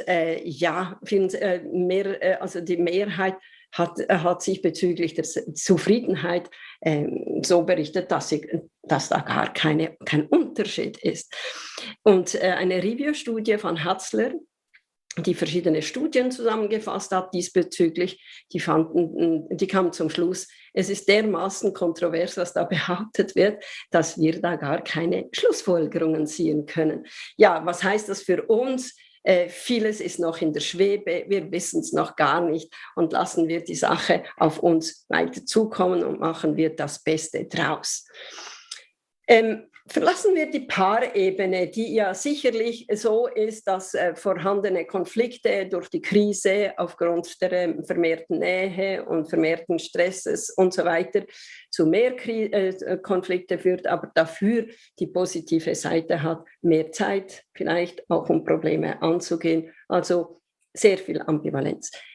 Das Familienleben, also mit Kindern und Großeltern oder eben die ältere Familie, da gibt es ganz klare Aussagen, dass das Familienleben einem extremen Stresstest unterworfen wurde durch die Corona-Krise. Und überdurchschnittlich belastet, das haben verschiedene Untersuchungen in der Schweiz, im Ausland gezeigt, das sind die Alleinlebenden. Es erstaunt uns nicht. Die Leute müssen alleine das bewältigen, die täglichen Angelegenheiten, aber eben dieser Umgang mit dieser unsicheren Situation. Wenn Personen in Familienhaushalten, vor allem die Frauen, weil sie häufig eben diese Doppelrolle Mutter, Lehrerin im Shutdown und vielleicht jetzt auch noch zum Teil aufgrund von Quarantänen und so weiter. Also die Frauen klagten signifikant mehr über Stresskonflikte und Ängste als Männer. Also die Care-Arbeit bleibt an den Frauen hängen und das ist häufig auch ein Grund, dass es ihnen schlechter geht. Aber natürlich, die Männer helfen ja auch mit und viele klagen auch, aber es sind nach wie vor die traditionellen Muster, die spielen. Die Stressfaktoren, eben diese doppelten Aufgaben, zu enge Verhältnisse und eben häusliche Gewalt, die ich bereits erwähnt habe, die sehr unschön ist nicht nur gegenüber Partnerinnen und Partnern, sondern auch vor allem auch gegenüber Kindern. Ich möchte mein Augenmerk jetzt aber auf die ältere Familie lenken, weil familiale Care-Arbeit habe ich erwähnt, aber bei betreuenden Angehörigen wissen wir, dass es schon vor Corona Probleme gab und gibt und heute jetzt durch Corona erst recht. Einsamkeit ist ein Riesenthema, wenn man sich um eine kranke Person in der Familie kümmert, sie betreut und sie pflegt. Schon vor der Pandemie beklagten sich rund 2/3 von Angehörigen dementiell Erkrankten über soziale Isolation und Einsamkeit. Und in der Pandemie, das hat der Deutsche Alterssurvey sehr schön gezeigt, untersucht Personen ab 50 aufwärts. Und die haben ganz klar gezeigt, dass die Pandemie die ganze Situation noch verschärft hat. Und die Leute beklagten sich nicht nur psychisch und sozial, sondern beklagten sich auch vermehrt über die fehlenden Hilfen in dieser Zeit. Und wir wissen, dass aus der Zeit des Lockdowns, dass Angehörige keine Hilfe mehr leisten konnten, zum Beispiel bei Personen, die in einem Heim waren, aber auch diejenigen, die zu Hause pflegten, die hatten weniger Möglichkeiten der Entlastung. Und das hat wirklich zu dramatischen Auswirkungen geführt. Erlauben Sie mir, dass ich einen Schwenker mache zur Einsamkeit, weil das ist wirklich eines der ganz großen Probleme, nicht nur auf gesellschaftlicher Ebene, sondern auch wirklich auf familialer Ebene. Wir wissen, dass in der Schweiz, das sind neuere Daten, aufgrund des Lockdowns die Einsamkeit angestiegen ist, erstaunt uns nicht. Dann ist es leicht zurückgegangen, aber ist immer noch mehr als vor Corona, am meisten betroffen. Und Sie sehen, es ist immer wieder dasselbe, Frauen, Alleinlebende und vor allem auch Personen mit tieferem Einkommen. Sie können sich weniger Möglichkeiten leisten und ähnliche Ergebnisse haben wir aus anderen Ländern in Europa, aber auch in den USA. Auch da, es gibt Studien, die sagen, alle Altersgruppen sind betroffen. Wir hier in der Schweiz mit unseren Daten sehen, dass vor allem die Leute im jungen Alter betroffen sind, aber vor allem Menschen im hohen Alter. Und das erstaunt uns ja nicht, weil meistens sind diese Leute alleinlebend oder in einem Heim und häufig eben Frauen. Ja, übrigens eine sehr neue Studie, das habe ich ganz spannend gefunden. Einsame und sozial Isolierte, die bleiben trotz Covid-Impfung medizinisch vulnerabel. Das sind diejenigen, die trotz der Impfung das Risiko einer Neuinfektion haben. Also eine ganz, ganz spannende Studie, die hat mich sehr beeindruckt. Sie haben sich jetzt vermutlich auch gefragt, ja, was ist denn Einsamkeit? Einsamkeit kann ja etwas Tolles sein. Ja, natürlich, wenn ich sie selber auswähle, wenn ich selber wähle, dass ich mich zurückziehe, dann ist es etwas Wunderbares. Aber Einsamkeitsgefühle, das sind Gefühle, die man nicht so gerne hat. Und wir unterscheiden in der Psychologie zwischen der sozialen und der emotionalen Einsamkeit. Die soziale Einsamkeit als das Leiden aufgrund von mangelnden sozialen Beziehungen. Also beispielsweise, wenn ich neu in eine Stadt bin, umgezogen bin, habe ich keine Freunde, keine Nachbarn und keine nahen Personen, die mich unterstützen. Diesen Gegensatz zur emotionalen Einsamkeit, das ist dieses Leiden an einem engen Vertrauten, an einem intimen Partner, einer Partnerin. Und das Leiden ist da, auch wenn 100.000 ganz liebe Personen rund um mich sind. Also durch Nahestehende wird das Leiden nicht gemindert. Und Sie sehen, in Corona-Zeiten konnte sich das multiplizieren. Also die soziale Einsamkeit, eben dieses Isoliertsein, häufig von Alleinstehenden, und dann vielleicht hat man noch ein kritisches Lebensereignis erfahren. Also man ist alleine. Und dadurch wurde das alles potenziert. Sie sehen halt die Risikofaktoren, die ich jetzt verschiedentlich erwähnt habe. Wichtig scheint mir, dass wir festhalten, dass Einsamkeit, also die nicht selbstgewählte, keine Krankheit ist. Dann brauchen wir niemanden zu etikettieren. Aber wir wissen, Einsamkeit ist gesundheitsschädlich und tabuisiert. sie macht krank, sie führt zu einem früheren Tod. Und Sie sehen aus dieser Folie, sie ist gleich gesundheitsschädlich wie der Konsum von 15 Zigaretten pro Tag. Das ist vielleicht Ihnen schon bekannt. Also es ist wirklich sind massive Auswirkungen. Einsamkeit hat aber auch mit einem schlechteren kognitiven Funktionieren zu tun. Das heißt, wenn ich keinen Austausch habe mit anderen Leuten, wo ich mich üben kann am Reagieren und Mitdenken und so weiter, dass das zu verminderten kognitiven Leistungen führen kann und auch das Risiko von Alzheimer-Erkrankungen durchaus da ist, wie neueste Studien zeigen. Einsamkeit, sie wird als die Epidemie der Zukunft genannt. In Deloitte Insights eine sehr schöne Studie über die Zukunft des Alterns wurde festgehalten aufgrund empirischer Arbeiten, die zusammengefasst wurden, dass Suizid, soziale Isolation und Einsamkeit die Epidemien der Zukunft sind.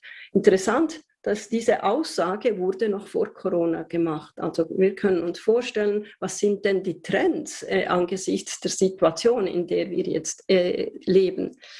Wir wissen, dass trotz Corona eine größere Arbeits- und Wohnmobilität sicherlich da ist und sein wird. Wir haben eine Tendenz zu immer mehr Einpersonenhaushalte, mehr Singles, mehr Kinderlose. Wir sehen aber auch aufgrund des Wertewandels eine vermehrte Unverbindlichkeit der Beziehungen. Aber dennoch, wenn man genau hinschaut, ist diese Sehnsucht nach Sicherheit und Geborgenheit und des Dazugehörens ganz, ganz groß.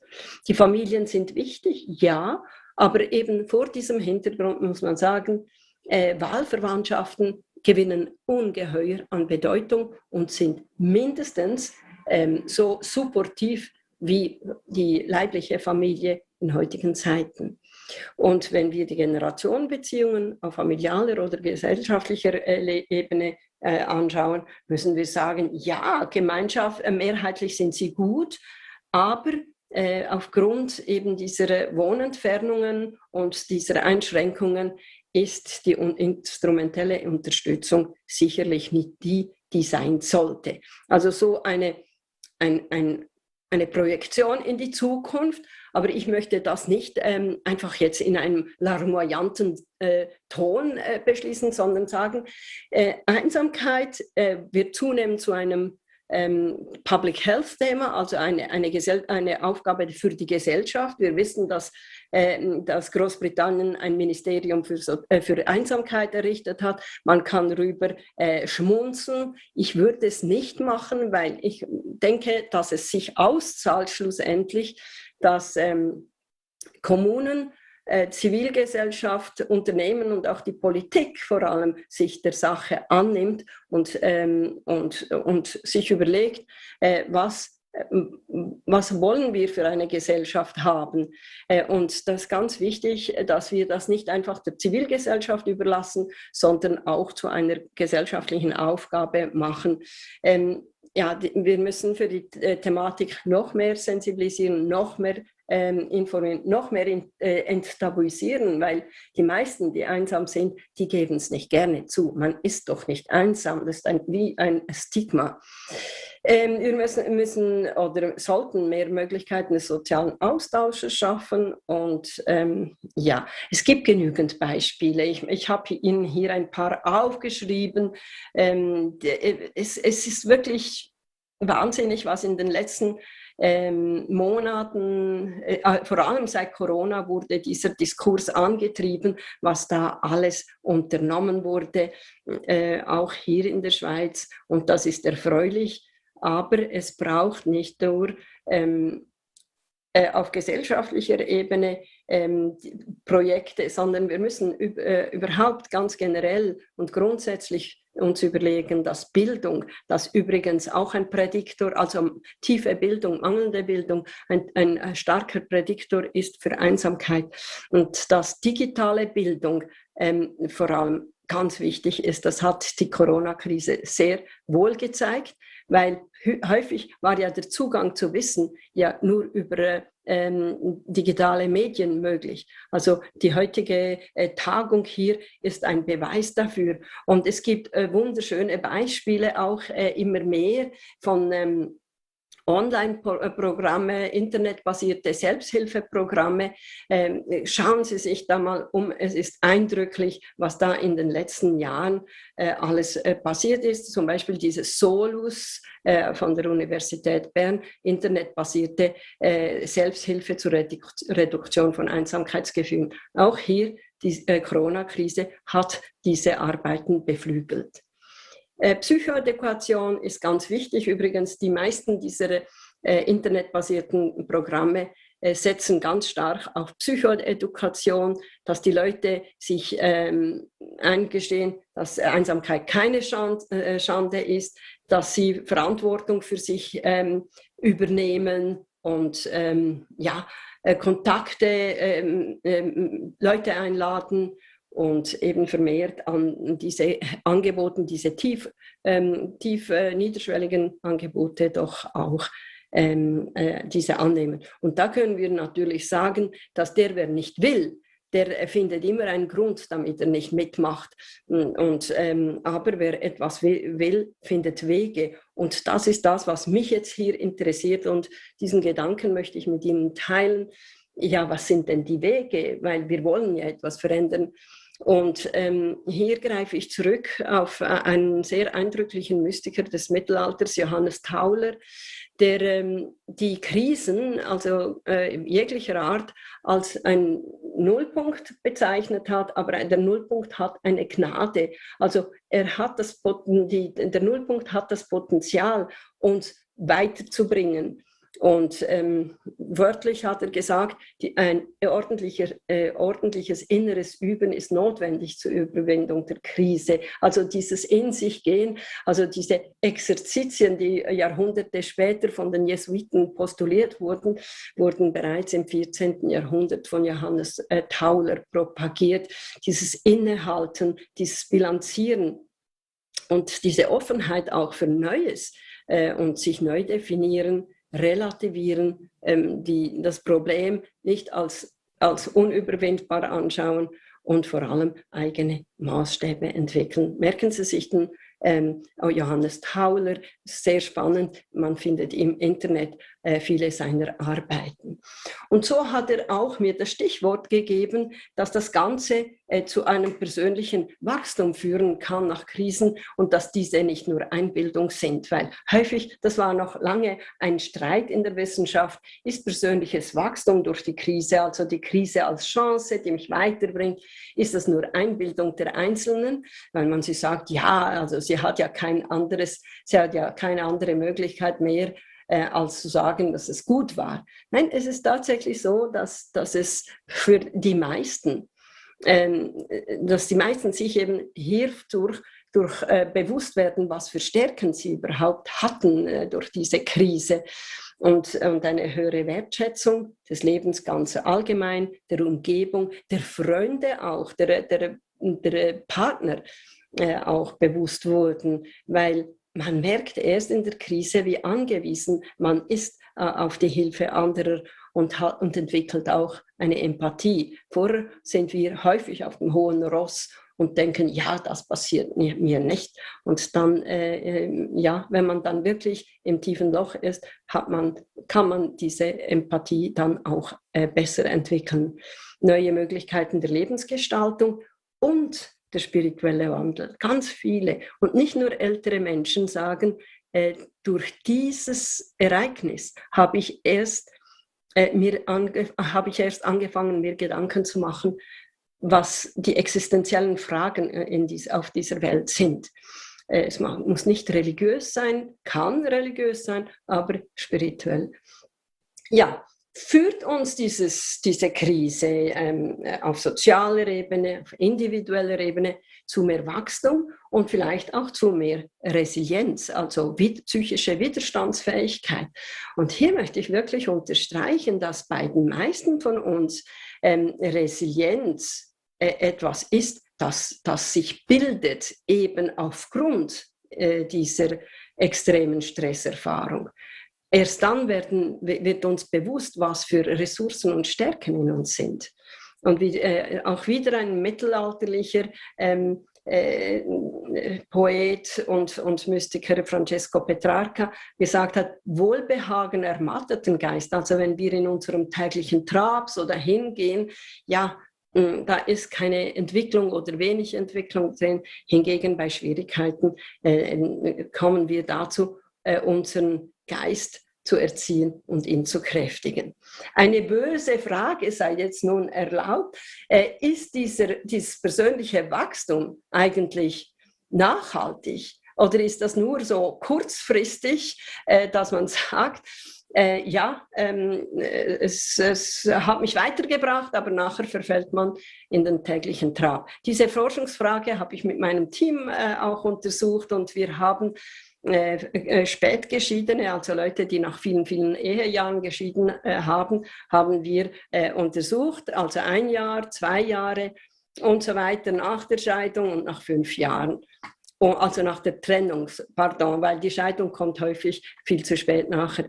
Aber hier, Sie sehen, das persönliche Wachstum ist kurz nach dem Ereignis ja nicht so extrem hoch, wächst dann aber an mit der Zeit. Und dann, wenn man dann später, so nach mehr als 5 Jahren nachfragt, ist es dann schon ein bisschen verebnet. Ich möchte damit nicht sagen, dass es generell so ist, aber dann ein Appell an alle von uns, greifen wir die Möglichkeit auf, solange der Effekt da ist, solange die Krise so viele Kräfte in uns mobilisiert hat. Und wir wissen, dass ich komme aus der positiven Psychologie und wir wissen, dass psychische Resilienz sehr viel mit Charakterstärken zu tun hat. Und Charakterstärken sind nicht etwas, das uns in die Wiege gelegt werden, sondern wir arbeiten das ganze Leben an unserer Persönlichkeit, an unserer Charakterstärke. Und resiliente Menschen zeichnen sich eben dadurch, dass sie verschiedene Charakterstärken haben und dass das wirklich ein hilfreicher Weg ist, um solche Krisen zu bewältigen. Charakterstärken sind nichts anderes als die Wege oder die Operationalisierung von Tugenden. Und ich habe sie hier aufgeschrieben, die mentale Stärke, die emotionale Stärke, die soziale Stärke, die kognitive Stärke und die spirituelle Stärke. Und Sie sehen rechts auf dieser Tabelle die Ausprägungen. Ja, was heißt denn das? Und ich würde mal sagen, diese Tabelle könnte uns als Therapieprogramm dienen, weil wir könnten einfach schauen, wo sind meine Stärken? Und am besten ist, sie sind schön verteilt auf alle 5 Dimensionen, über alle 5 Tugenden. Also nicht nur kognitive Stärke, nicht nur spirituelle Stärke, sondern ein schöner Mix von allen. Ausdauer, Wille, Sie sehen da. Übrigens, ganz einfach zu trainieren. Es gibt da in der positiven Psychologie ganz viele Trainingsprogramme, zum Beispiel zu Humor. Wie trainiere ich Humor? Oder Spiritualität oder Dankbarkeit oder Freundlichkeit. Das ist ganz einfach. Gehen Sie einfach eines Tages raus und lächeln Sie 20 Personen an. 3 werden Sie bitterbös zurück anschauen und ein blödes Gesicht machen. Vielleicht die Hälfte davon wird sich nicht beeindrucken lassen, aber vielleicht. Und Sie werden sehen, 5, 6 werden Sie zurück anstrahlen und von dem kann man dann wieder sehr gut weiterleben und weitermachen. Meine Damen und Herren, ich komme zum Schluss. Die Covid-Pandemie hat das Potenzial, tatsächlich die sozialen Beziehungen zu stärken, weil Individualismus, wie er bis Corona praktiziert wurde, Individualismus, der nur auf persönliche Freiheitsrechte beharrt und nicht auch diese soziale Verbundenheit berücksichtigt, kommt einfach an die Grenzen, ist schon lange an die Grenze gekommen. Und die Corona-Krise hat uns allen gezeigt, wie abhängig wir voneinander sind und auf Solidarität angewiesen. Ohne geht's nicht. Und diese Erfahrung kann der Grundstein sein für mehr persönliche, familiale und gesellschaftliche Resilienz. Wir haben es in der Hand. Ich möchte mit einer optimistischen Perspektive schließen, dass seien wir doch achtsamer in der Qualität der Beziehungen in unserer Familie, am Arbeitsplatz und im öffentlichen Leben. Und wer weiß, gibt es eine Renaissance des Gemeinwohldenkens, aber dann gibt es natürlich nicht gratis. Wir müssen etwas investieren. Und denken Sie an diese Grafik mit dem persönlichen Wachstum über die Jahre. Packen wir doch diese Dynamik und diese Energie, die freigelegt wurde durch diese Krise, packen wir sie und nutzen wir sie, sonst verpufft sie und hat keine nachhaltige Wirkung. Ich bedanke mich ganz herzlich für Ihre Aufmerksamkeit. Vielen Dank für Ihre wie immer sehr unterhaltsamen und spannenden Ausführungen. Eine Frage, die hereinkam: Forschungsergebnisse zeigen, dass ältere Menschen trotz Corona-Krise die höchste Lebenszufriedenheit im Altersvergleich hatten. Das klingt etwas paradox. Wie lässt sich dies erklären? Genau. Ja, da muss ich einfach spezifizieren. Ältere Menschen, das sind vor allem die 60- bis 80-Jährigen. Nachher, bei den Hochaltrigen, ist es ein bisschen gemischt, aber bei den älteren Menschen, also dass sie eine höhere Lebenszufriedenheit hatten, erstaunt eigentlich nicht, weil wir wissen aus der Empirie, aus dem Alltag, dass mit dem Alter steigt auch die Krisenerprobtheit. Die Menschen werden immer besser im Handling von Krisen und ja, irgendwo die Ansprüche werden den Gegebenheiten besser angepasst als in jungen Jahren, was ja eigentlich verständlich ist. In jungen Jahren hat man so viele Ambitionen, so viele Aufgaben zu erfüllen und mit zunehmendem Alter aber wissen wir, das haut uns ja nicht aus den Socken, sondern ja, ich kann etwas draus machen und vielleicht ist dies eine der wichtigsten Erklärungen. Es klingt paradox, ist es aber nicht, weil ältere Menschen halt wirklich bessere Coping-Mechanismen, also Bewältigungsmechanismen entwickeln. Das hat natürlich aber seine Grenzen. Und wie gesagt, im hohen Alter wissen wir, dass ganz viele weiterhin so gut funktionieren, aber dann aufgrund der Multimorbidität, also der Mehrfacherkrankungen und natürlich auch des vermehrten Alleineseins, dass diese Resilienz, die entwickelt wurde, sehr stark an ihre Grenzen kommt. Also wir können von Menschen nicht einfach alles erwarten. Also Resilienz hat auch seine Grenzen. Dann noch eine Frage von Rudolf Mauerstrom. Der grassierende Individualismus, die Hyperselbstentfaltung trägt offenbar zur Einsamkeit bei. Vor allem auch Junge betrifft das. Erkennen das Junge und geben sie Gegensteuer? Ihre Einschätzung?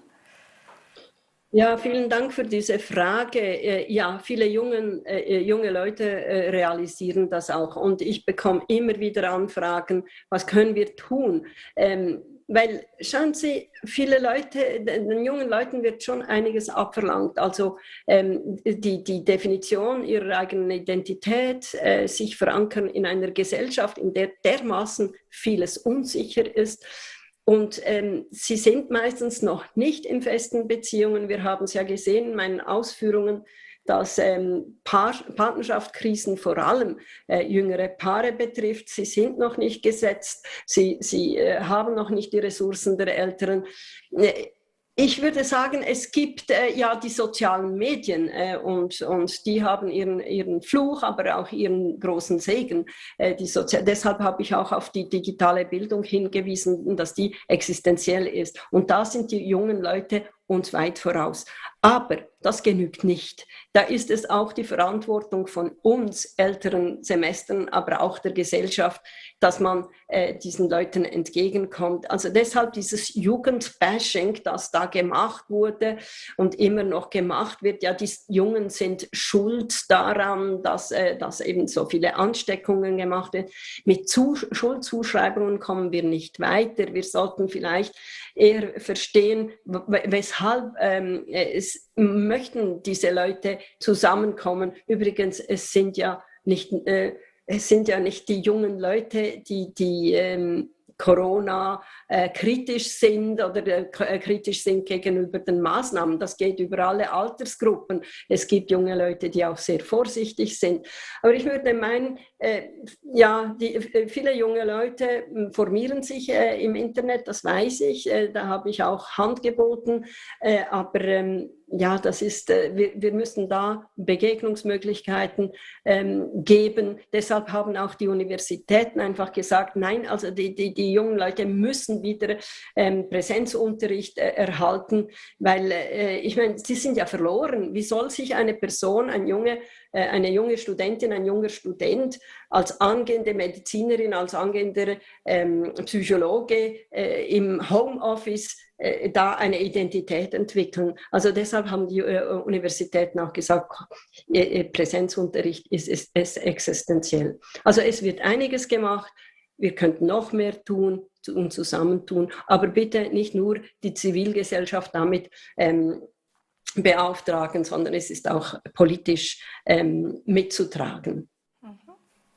Noch eine Rückmeldung für Sie. Vielen Dank an Frau Perik-Chiello für den interessanten Vortrag und ihr großes langjähriges Engagement als Psychologin von Irene Solberger-Hautle. Danke. Dann würde ich auch sagen, dann schließen wir hiermit. Vielen, vielen Dank, Frau Professor Perik-Chiello. Es war wunderbar, Sie wieder bei uns zu haben. Das nächste Mal vielleicht wieder live. Und wir machen weiter wieder um 15:20 Uhr.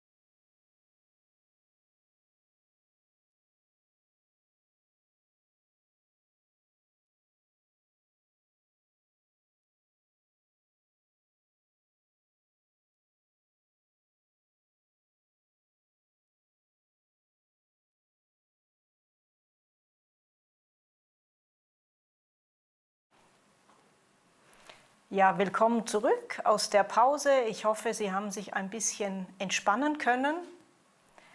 Nochmal kurz als Erinnerung für die, die nochmal den Link hören wollen, wie Sie Fragen stellen können. bit.ly/Honeck. Unsere nächste Referentin ist Frau Professor Katja Rost. Sie lehrt und forscht an der Universität Zürich. Sie ist Professorin für Soziologie und Privatdozentin für Wirtschaftswissenschaften. Ihre Forschungsschwerpunkte liegen im Bereich Wirtschafts- und Organisationssoziologie, im Bereich der digitalen Soziologie, der sozialen Medien und Diversität. Sie ist Vizepräsidentin des Universitätsrats der Universität Luzern und sie ist Präsidentin der Gleichstellungskommission der Universität Zürich. Und da ihr Wunsch war, die Anmoderation möglichst kurz zu halten, entspreche ich dem somit. Und Frau Professor Rost, Sie haben das Wort zum Thema Bedeutung und Veränderung der Beziehungen im Arbeitsleben. Ja, herzlichen Dank für die nette Anmoderation und herzlich willkommen nochmal an Sie, also auch zu diesem Online-Vortrag zu Online-Beziehungen im Berufsalltag. Also ich denke, das passt ganz gut, wenn wir sozusagen jetzt auch in diesem Kontext sind. Und was ich heute machen möchte, ist, ich möchte über die Veränderung von beruflichen Beziehungen im Arbeitsleben sprechen, und zwar eben infolge der Digitalisierung und auch infolge der Corona-Pandemie. Nun fangen wir gleich an, und zwar, was sind denn sozusagen die Veränderungen, die wir eben im Berufsleben erleben, also im Beziehungsleben durch die Pandemie und durch die Digitalisierung. Nun, bereits vor der Corona-Pandemie konnten wir ja beobachten, dass die Digitalisierung mit einer immens starken Geschwindigkeit vorangeschritten ist, ja. Und dass es eigentlich kaum mehr eine Branche gibt, die nicht in irgendeiner Form von den neuen digitalen Werkzeugen eben Gebrauch macht. Also seien das eben Meetings überall und jederzeit, die Erreichbarkeit jederzeit und überall, sei es sozusagen die Anforderung, in sozialen Netzwerken aktiv zu sein oder eben darüber zu posten. Was wir auch beobachten, sind automatisierte Fabriken und Lagerhallen. Und dann natürlich in der Corona-Krise haben wir das also immens erlebt, welches Potenzial quasi die Digitalisierung auch haben kann, mit also beispielsweise dem digitalen Verkauf und dem Pick-up, von dem dann eben gerade der Einzelhandel Gebrauch gemacht hatte, oder eben von Work at Home, ja, also Homeoffice. Nun, was man hier feststellen kann, und zwar schon vor Corona, ja, ist, dass dieser anfängliche Hype, ja, der also in der Industrie oder im Berufsleben geherrscht hat mit Industrie 1.0, 4.0, 10.0 und was wir alles gehört haben, ja, da kam also immer eine neue Zahl dazu, also dieses grenzenlose Potenzial und dieser Glaube daran, dass durch die Digitalisierung alles besser wird, dass das nicht so eingetreten ist. Nämlich, dass sich hier langsam Ernüchterung eingestellt hat, und diese Ernüchterung ist besonders sichtbar geworden in der Corona-Pandemie, und genau darauf möchte ich jetzt kurz eingehen. Und zwar, was wir in der Pandemie beobachtet haben, sind immense berufliche Veränderungen. Also das war quasi ein Schock, also ein externer Schock, den die Berufswelt erlebt hat. Sie sehen hier mal auf der Grafik, wie die Schweizerinnen und Schweizer also durch Corona betroffen waren. Und was man sieht, ist eben Kurzarbeit, Geschäftsschließungen, Homeoffice, Kündigungen, Abbau von Urlaubszeitausgleich oder eben eine geringfügige Gruppe war auch nicht betroffen. Und wenn Sie sich diese Grafik jetzt anschauen, was dort hervorsticht, ist, dass die meisten Schweizerinnen und Schweizer in der Corona-Pandemie eben ins Homeoffice geschickt wurden. Ja? Und genau darauf möchte ich eingehen, weil das war ja am Anfang, ist das ja durchaus positiv, also von vielen auch hervorgehoben worden. Ja? Danach hat sich aber sehr stark und recht schnell Ernüchterung eingestellt. Nämlich wenn man heutzutage sich mal anschaut, wer sozusagen jetzt nach diesen Erfahrungen, diesen langen Erfahrungen der Pandemie noch im Homeoffice arbeiten möchte, und zwar ausschließlich, dann sind das nur noch 26%. Ja? Der Rest wünscht sich sozusagen nichts wie zurück an den Arbeitsplatz. Natürlich möchte man Flexibilität haben, auch im Beruf, ja, aber sozusagen hier wird ganz deutlich, also das Homeoffice wurde quasi in der Pandemie entzaubert und das hat viel mit den Beziehungen zu tun, nämlich mit Online- und Offline-Beziehungen. Aber schauen wir uns doch zunächst mal an, was im Homeoffice passiert ist mit der Zusammenarbeit und mit den Menschen. Im Homeoffice, also während der Pandemie quasi, sind die Kooperationen um 80% und mehr angestiegen. Ja? Also das heißt, hier könnte man sagen, das ist doch was Positives. Also wenn wir auf Arbeit miteinander kooperieren, ja, das ist doch genau das, was wir sollen und was gewollt ist, ja, in der Arbeitswelt. Nun, wenn wir uns aber mal anschauen, wo diese Kooperationen angestiegen sind, dann sind die nämlich zu untypischen Arbeitszeiten angestiegen, nämlich eben nach 19 Uhr, ja, wie Sie hier in der Grafik sehen. Ich habe das mal gelb markiert, die höheren Balken, vor 8 Uhr, ja, also das heißt, wenn man noch nicht im Büro ist.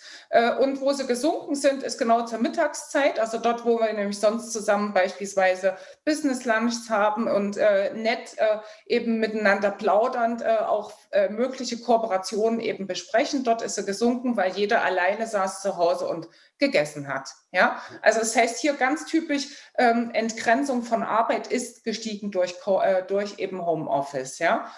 Was wir zudem beobachten, ist, dass die Länge von Meetings und die Teilnehmerzahl eben zugenommen haben während der Pandemie, nämlich um 26%. Das hat was damit zu tun, dass eben Online-Beziehungen nicht differenzieren können. Ich gehe darauf noch ein. Also das heißt, es ist quasi jeder wurde gleich mit zum Meeting eingeladen, weil es ja sozusagen so zeiteffizient ist und so kostengünstig. Das waren also große, ineffiziente Gruppen und ewig lange Sitzungen, ja, die wir geführt haben während Corona. Zudem, das wird Sie aus Ihrem Fachbereich nicht erstaunen, ja, im Soziologen auch nicht, ist der Zusammenhalt, Teamzusammenhalt um 51% gesunken während Corona. Also das heißt, hier genau das, was wir eigentlich auf Arbeit brauchen und das, was uns motiviert, findet nicht mehr statt. Nun, warum ist das der Fall? Ja, also, und darauf möchte ich im Folgenden eingehen, nämlich das hat also viel damit zu tun mit dem Unterschied zwischen Online-Beziehungen und Offline-Beziehungen vor allen Dingen im Arbeitsleben. Nun, zunächst mal also rein sozusagen soziologisch betrachten Soziologen Beziehungen, die wir pflegen, ja, als soziales Kapital. Das ist bestimmt ein Begriff, der vielen von Ihnen geläufig ist. Und zwar, warum sprechen wir von sozialem Kapital? Nun, im Beruf kann ich einerseits gut sein, weil ich viel Wissen habe, viel Fertigkeiten habe, über viele Fähigkeiten verfüge. Das sogenannte Humankapital, was ich eben durch Studium erworben habe, durch Ausbildung erworben habe, aber eben auch beispielsweise durch Training im Beruf. Nun, das andere, warum ich im Beruf gut bin und einen Beitrag leisten kann, sind eben meine Beziehungen zu anderen Personen. Und diese Beziehungen zu anderen Personen, ja, die sind für die Berufswelt, das zeigen also etliche Studien, wichtiger als das Humankapital, diese Sozialkapitalbeziehungen. Und als Sozialkapital bezeichnen wir insgesamt eben den Goodwill, ja, den andere eben uns gegenüber zeigen als Beziehungspartner. Und dieser Goodwill, das ist eine wertvolle Ressource, auf die wir eben zurückgreifen können. Das hat positive Seiten, auf die gehe ich gleich ein. Ja.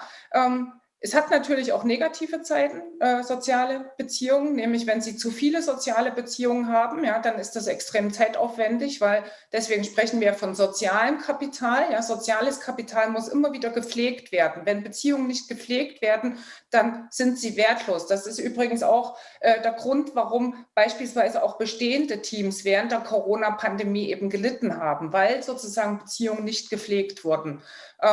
Und sie machen sich in Beziehungen natürlich abhängig von Dritten. Ja? Das ist also immer ein Trade-off zwischen Autonomie versus eben Abhängigkeit von anderen. Und was wir natürlich vorfinden in Beziehungen, auch darauf werde ich noch eingehen, ist, dass Gruppendenken und Stereotype natürlich insbesondere durch soziale Beziehungen auch gefördert werden. Also das sind die negativen Seiten, aber jetzt lassen Sie mich mal auf die positiven Seiten eben von Offline-Beziehungen, ja, eingehen. Nun, der erste offensichtliche Aspekt, den auch ganz viele Personen während Corona vermisst haben, ist eben Geselligkeit. Ja, Sie sehen hier so eine typische Apero-Situation. Das sind also spontane Situationen, spontane Begegnungen. Das sind auch Begegnungen, in denen ich beobachten kann, schweigen kann. Ja, das sind also, ich sage mal, eine Art von Interaktion, die online nicht stattfindet.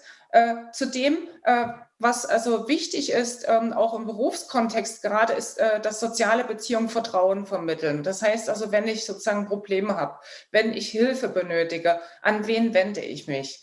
Ein weiterer Aspekt ist, dass soziale Beziehungen Altruismus auch vermitteln. Ja? Sie haben hier einen Familienstammbaum aufgemalt als Beispiel für Altruismus, weil wo wir Altruismus am meisten beobachten, ist natürlich in Familienbeziehungen, beispielsweise, dass die Eltern eben ihren Kindern mehr geben, als sozusagen die Kinder den Eltern zurückgeben. Status und Einfluss werden vermittelt über soziale Beziehungen. Ja.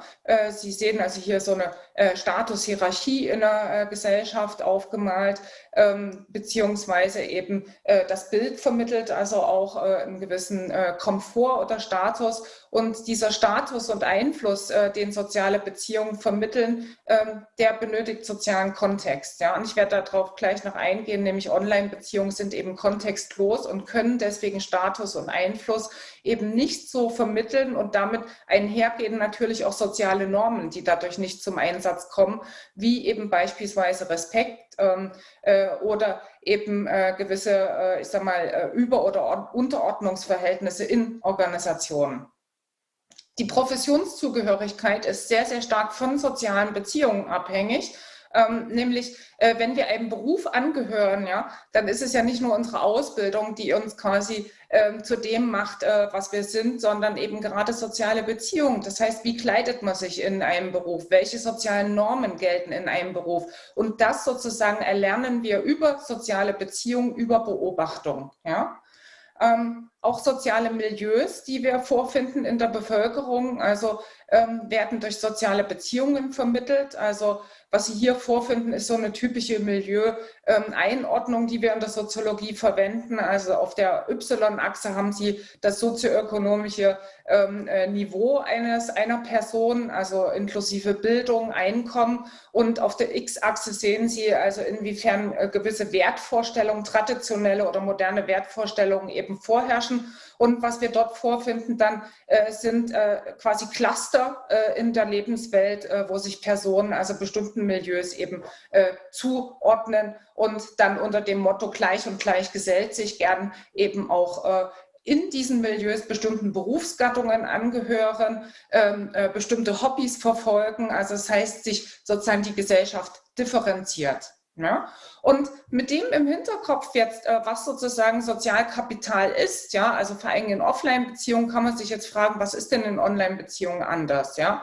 Und was man hier feststellen kann, ist eben ganz viel anders in Online-Beziehungen, nämlich als allererstes und auch wichtigster Unterschied ist, dass Online-Beziehungen keinen sozialen Kontext haben. Ja? Also das heißt, sozialer Kontext im Sinne, wo befinde ich mich, in welcher Umgebung, welche anderen Personen sind sozusagen, fühlen sich mir zugehörig, Augenkontakt mit Personen, eine Situation quasi wahrnehmen, ja, sich reinspüren. Das fehlt also alles in solchen Online-Beziehungen. Die finden also quasi instrumentell, zweckgebunden statt anhand eines konkreten Themas, was wir in der Arbeitswelt haben. Ja? Also das heißt, Sie haben dann ein Meeting, Punkt, und was dort fehlt, sind eben Zufälligkeiten, Smalltalk, Schweigen. Ja? Zudem haben Sie in Online-Beziehungen, in vielen Online-Beziehungen keinen Augenkontakt. Sie spüren die Stimme, die Mimiken und die Gestiken nicht. Ja, jetzt können Sie sagen, ja klar, bei einer Online-Konferenz habe ich das, ja. Aber Sie haben das eben nicht sozusagen in E-Mails, Sie haben das nicht in Chats, in sozialen Medien, die also viel zum Einsatz kommen. Zudem, was ganz wichtig ist, auch beispielsweise, wenn wir uns Hasskommentare in solchen Online-Beziehungen anschauen, ist, dass Signale von Autorität und Status fast völlig fehlen. Ja? Sie sehen jetzt hier meinen Kopf auf dem Video. Ja?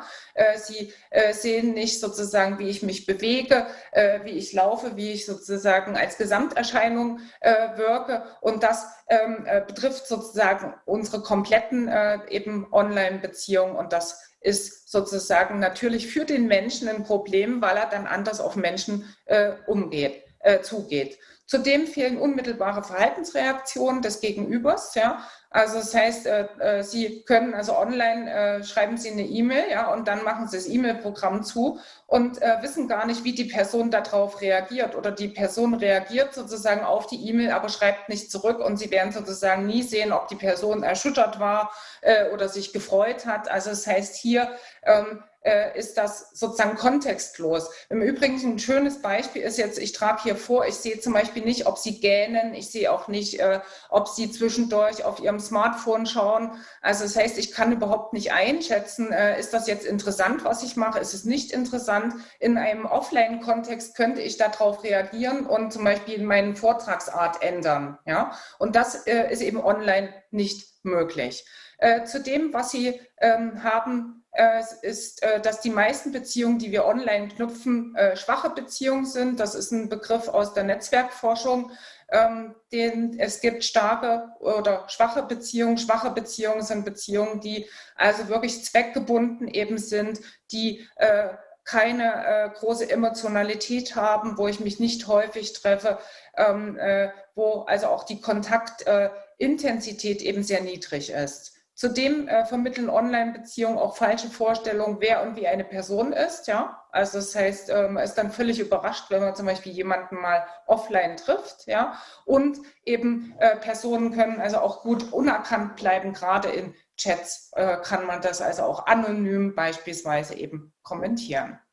Nun, wenn wir uns das anschauen, nochmal die Online-Beziehungen, dann sehen wir, Online-Beziehungen differenzieren nicht. Ja? Also Sie haben hier Online-Beziehungen, das ist sozusagen dieser große Cluster, ja, wo Sie sozusagen die Ego-Person, von der die Beziehungen ausgehen im Berufskontext, die ist blau. Ja? Und drum sind die Freunde oder Arbeitskollegen. Ja? Und das ist quasi alles ein Einheitsbrei, einfach weil sozusagen sich online eben an alle richtet.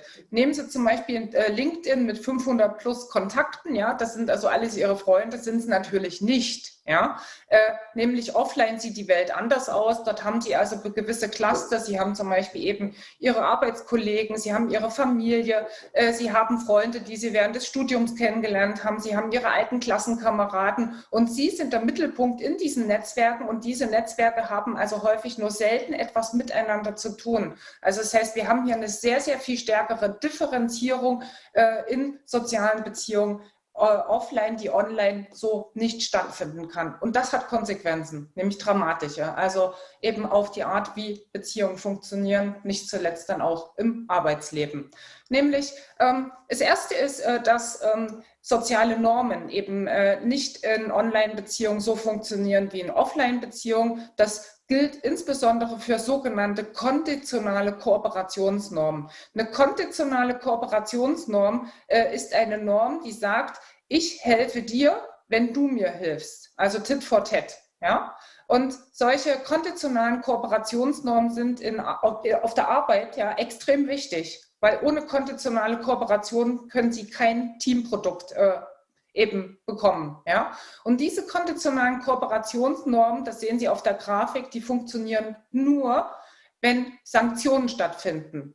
Und diese Sanktionen, die wir also benutzen, zum Beispiel auf Arbeit, um jemanden darauf hinzuweisen, dass er zum Beispiel sich mehr ins Team einbringen sollte, sind häufig sehr schwache Signale. Ja? Also es ist jetzt nicht so, dass wir denen schreiben, du machst das falsch, ja? Sondern das kann ein Räuspern sein. Das kann sein, indem er sozusagen ins Büro reinguckt und sagt, und bist du noch dran? Ja? Das kann sozusagen in der Kaffeeküche sein, nebenbei im Zwischensatz. Ja? Das sind also die häufigsten Sanktionen, die im Arbeitsleben eben genutzt werden. Und was wir eben erlebt haben auch in den Online-Beziehungen oder erleben, ist, dass eben solche konditionalen Kooperationsnormen eben kaputt gehen. Und dann haben wir wirklich wie also Team zum Teil eben im Berufsleben sarkastisch genannt wird, nämlich toll, ein anderer macht's. Ja? Also das heißt sozusagen, keiner beteiligt sich hier eben an den Teamnormen. Zudem ist es so, dass also auch soziale Präferenzen in Offline-Beziehungen erlernt werden und eben nicht in Online-Beziehungen. Und dafür ist im Übrigen auch der Arbeitskontext sozialisiert uns ja tagtäglich weiter. Ja? Und was Sie hier sehen, ist mal so eine Entwicklung von konditionalen von sozialen Präferenzen unter Kindern.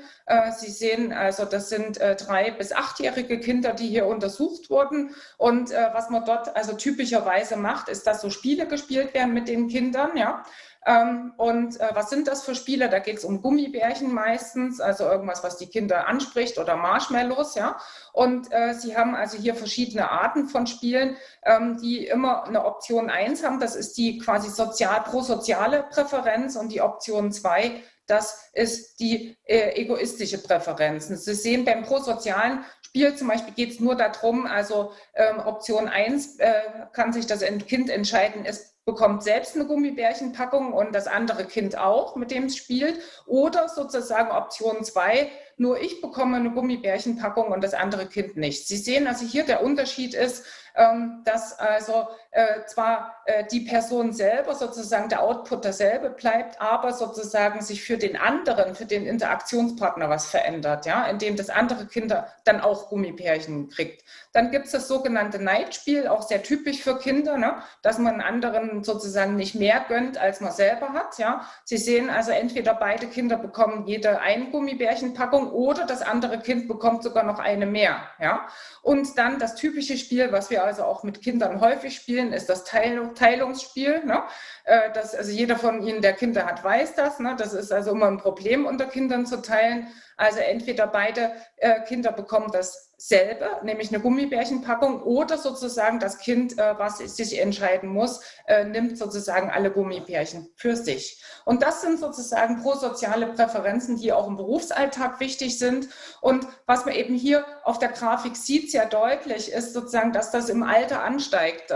Und warum ist das so? Nun, weil es sozial vermittelt wird in Offline-Beziehungen. In sozialen Beziehungen erlernen wir über Beobachtung, über Sanktionen, erlernen wir also, dass sozusagen es erwünscht ist von der Gesellschaft, dass wir uns prosozial verhalten, und die Kinder internalisieren das mit der Zeit und teilen entsprechend auch oder sind eben dann weniger neidisch. Ja?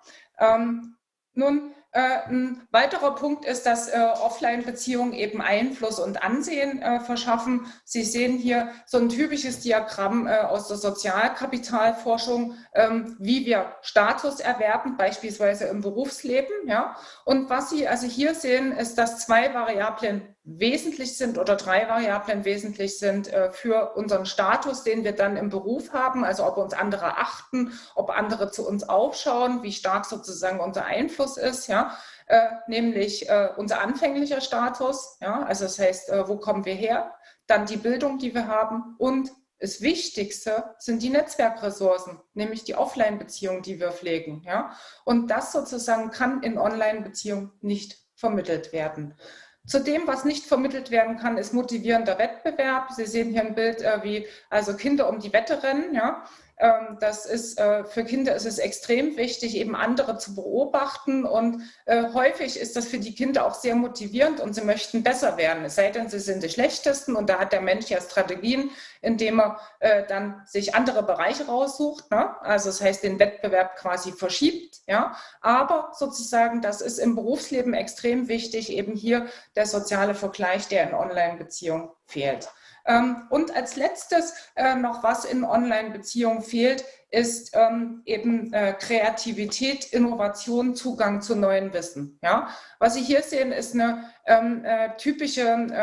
sind also verschiedene Akteure, die miteinander verknüpft sind, und zwar über sogenannte emotional starke Beziehungen. Ja? Und Sie sehen eine sogenannte strukturelle Brücke zwischen A und B. Das ist eine schwache Beziehung, zum Beispiel, weil sich A und B mal während des Studiums kennengelernt haben und eben jetzt völlig andere Freundeskreise haben. Und was wir eben sehen, ist, dass gerade der Zugang zu neuen Informationen, ja, über solche strukturellen Brücken eben vermittelt wird, also eben genau über diese Differenzierung von Offline-Beziehungen. Und das fehlt im Online-Kontext und das ist natürlich schlecht, weil Zugang zu neuen Informationen ist für das Arbeitsleben extrem wichtig. Ja?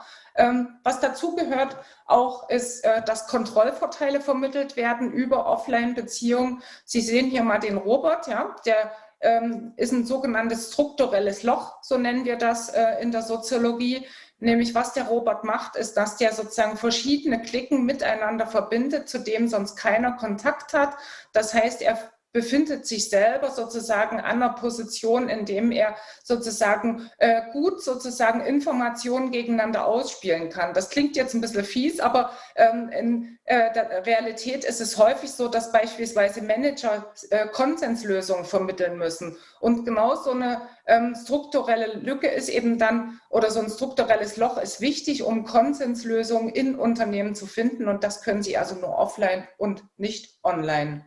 Und das Letzte, Unternehmen müssen kreativ sein, wir wollen kreativ sein und das ist also sozialpsychologisch vor allem sehr, sehr gut erforscht. Wie werden wir kreativ? Nun, kreativ werden wir über soziale Beziehungen hauptsächlich, nicht über das Humankapital, nämlich indem wir sozusagen von anderen Personen sozusagen neue Lösungsmöglichkeiten beobachten und diese miteinander neu kombinieren. Ja? Und wo sind wir am kreativsten oder wer ist am kreativsten? Aus netzwerkanalytischer Sicht sind diejenigen am kreativsten, die eine zentrale Position in solchen Berufsnetzwerken beispielsweise einnehmen. Und auch nur das ist offline möglich und eben nicht online, weil eben offline eine Differenzierung erfolgt. Nun, was sind die Folgen solcher reiner Online-Beziehungen am Arbeitsplatz? Ich glaube, die sind Ihnen besser vertraut als mir oder mindestens genauso gut vertraut, nämlich was der Fall ist, dass also viele Leute extreme Mühe haben, mit diesem technologischen Fortschritt mitzuhalten. Technologischen Fortschritt gab es immer in der Menschheit, das ist klar, aber sozusagen die Halbwertszeiten von Wissen haben sich heute so reduziert, dass sozusagen ständig kommt beispielsweise ein neues Handy, ein neues Programm und Sie müssen sich wieder umgewöhnen, dass das also zu Stresssymptomen führt, eben zu Kopfweh bis Schlaflosigkeit, aber eben auch Antriebslosigkeit, Depression und Burnout sind die Folge, die eben extrem stark zugenommen haben infolge der Digitalisierung beziehungsweise des Technostresses. Wir sehen hier mal, wie so ein Technostress entsteht. Ja?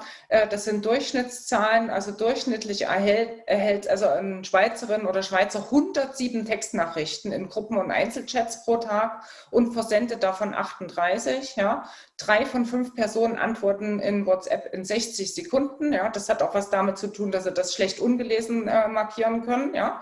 Sie müssen also direkt darauf reagieren und Sie sehen also, die Reaktionszeiten sind vor allem bei Teenagern extrem schnell. Die Älteren lassen sich noch ein bisschen mehr Zeit, sind aber eigentlich auch recht fix. Ne? Und man sieht also, dass auch an arbeitsfreien Tagen die Hälfte der Arbeitnehmenden beispielsweise ihre Berufsmails abruft. Nun, Wozu das führt, ist, oder ich sag mal, was eine Folge ist, dass man also eben von digitalen Heroin sprechen kann. Also Online-Sucht ist ein massives Problem heutzutage, schätzungsweise. Und da gibt es aber unterschiedliche Schätzungen und Statistiken, sind 1 bis 1,75% der Bevölkerung, der Gesamtbevölkerung in der Schweiz betroffen, davon 7% der Teenager. Also Sie sehen, vor allem junge Leute betrifft das mehr. Was sind so typische Online-Sucht-Phänomene, die wir beobachten? Nun Cyber-Beziehungssucht, ja, dass also die Leute sozusagen ständig schauen, sozusagen, wer ist in der Nähe, wen können sie kennenlernen, zwanghaftes Online-Shopping, exzessives Informationssurfen und natürlich Videospielen. Und Sie sehen also dieses, ich sag mal, dass das ein Problem ist, das zeigen die Statistiken, das wird in der Bevölkerung eben wahrgenommen, nämlich über 50% stufen das also auch als eben extreme Gefahr ein. Ja? Und jetzt kann man sich hier vielleicht noch fragen, warum ist die Online-Sucht so verbreitet? Nun, die digitalen Angebote, die versuchen natürlich sogenannte kurzfristige Belohnungen einzubauen und das führt dann dazu eben, dass quasi hier sozusagen Suchtphänomene aufgebaut werden, insbesondere eben bei den Jugendlichen. Ja? Wozu das führt, ist Depression, Einsamkeit, Schüchternheit, soziale Ängste, also wenn das überhand nimmt. Ne? Und hier mal nur so ein ganz einfaches Beispiel, und da müssen wir noch nicht über Sucht reden, aber ich finde das beeindruckend, dass also 40% der Schweizerinnen haben also auch das Smartphone in der Nacht sozusagen auf laut geschaltet, ja, und schauen dann auch nach, wenn beispielsweise Nachrichten reinkommen und sie das hören. Ja. Ein zweiter Punkt ist, dass die Digitalisierung dazu geführt hat, oder gerade im Berufsleben, dass es ein immenser Stressfaktor für die Leute ist. Ne? Sie sehen hier zunächst mal, wie die Einschätzungen sind, also dazu, also ob der Beruf voraussetzt, dass man also ständig auf dem neuesten Stand der Technik ist. Und Sie sehen, also das betrifft doch den Großteil der Schweizerinnen und Schweizer, dass das eben vorausgesetzt wird, nämlich mehr als 60%. Ja? Und was man erwartet in den nächsten Jahren, also wir reden hier nicht nur über eine Generation, sondern wirklich die nächsten 10 Jahre, ist, dass es einen extremen Shift eben gibt in der Schweiz, nämlich es werden extrem viele Jobs verschwinden und neue geschaffen werden und dort an dieser Umwälzung können sie nur partizipieren und das wissen die Arbeitnehmenden eben, wenn sie eben hier auf dem neuesten Stand der Technik sind. Ja? Und entsprechend so, empfinden das also auch viele Leute als extrem stressig, hier sozusagen ständig mithalten zu müssen mit diesem digitalen Fortschritt, nämlich 22% oder 23% der Befragten haben hier also wirklich persönlichen Stress also mit dieser Digitalisierung. Was ein anderes Phänomen ist im Berufsleben, ist, dass der sogenannte digitale Neoterrorismus zugenommen hat. Terrorismus bedeutet eben die Überwachung der Arbeitnehmenden durch das Unternehmen, durch den Chef, also Verhaltenskontrollen. Ja? Und die Digitalisierung ist natürlich super für solche Verhaltenskontrollen. Sie können also alles schön zerstückeln, quantifizieren, analysieren, optimieren und zudem, ne, das wird dann Psychologen freuen, an die Bezahlung koppeln. Ja? Warum ist das? Also das bedeutet natürlich für die Belegschaft extremen Stress und drakonische Arbeitsbedingungen. Sie sehen das mal, das ist natürlich jetzt ein Extrembeispiel bei Amazon. Die haben ein Armband. Dort wird beispielsweise auch analysiert, wie lange eine Person auf der Toilette verbringt, wann und wie sie welche Armbewegungen ausführt. Und wenn die Armbewegungen eben nicht effizient sind, dann gibt es einen Vibrationsschub eben, der darauf hinweist. Ja? Nun, was ist die Konsequenz? Konsequenz aus diesem digitalen Neoterrorismus sind Crowding-out-Effekte, also das heißt, die Freude an der Tätigkeit geht zurück, verinnerlichte Normen, ja, gehen zurück zudem ist es so, also dass viele dann auch einen Druck verspüren, eben ständig erreichbar zu sein im Arbeitsleben, dass das also zu einer Selbstverständlichkeit wird. Und wir sehen das hier mal auf der Grafik dargestellt, also dass eben viele Leute das Gefühl haben, dass sie nach Feierabend eben erreichbar sein müssen, ja, und dass sie das als extrem stressig erleben, nämlich über 35%, die das hier eben als stressig in der Schweiz erleben. Ja. Was daraus resultiert, ist ein Work-Life-Balance-Albtraum. Ja. Also das heißt, dass sie eben quasi keine richtige Freizeit mehr haben und kein richtiges Wochenende mehr haben. Und was Sie hier sehen, ist, dass das insbesondere eben obere Führungskräfte betrifft. Ja, also das heißt, je weiter Sie die Unternehmenshierarchie nach oben kommen, umso mehr sozusagen findet eine Entgrenzung des Arbeitstags eben statt. Ja, und das spiegelt sich dann auch in der Erwartungshaltung wider, die also viele Leute eben berichten von ihrem Arbeitsplatz, dass nämlich erwartet wird, dass sie also auch am Feierabend oder am Wochenende eben erreichbar sind und arbeiten. Und das Schlimme daran ist, die Arbeitgeber könnten es verhindern, aber in der Schweiz haben eben über 40% der Unternehmen keine klaren Regeln definiert, wann man sozusagen erreichbar sein muss, also auch am Wochenende, am Feierabend oder im Urlaub. Nun noch kurz, weil meine Zeit ist zu Ende, was wir natürlich auch im Berufsleben erleben, ist, dass Cybermobbing und Shitstorms eben zugenommen haben infolge dieser Online-Beziehung, weil sozusagen dort eine hohe Anonymität da ist und eine Endlos-Viktimisierung eben stattfinden kann. Wir sehen hier nochmal die Daten, also das heißt, in der Schweiz sehen Sie, dass also negative Erfahrungen mit Beleidigung oder böser Nachrichten vor allen Dingen bei den Jugendlichen eben sehr stark vorkommen, also dass hier wirklich schon negative Erfahrungen gesammelt wurden.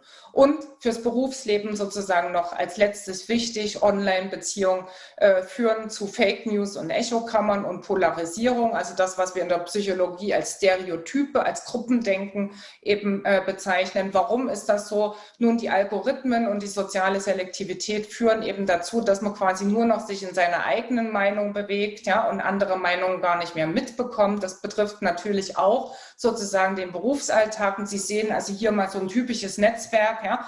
Also die sind sozusagen wunderschön getrennt. Das sind Twitter-Netzwerke, in denen also die gleichen Meinungen kursieren.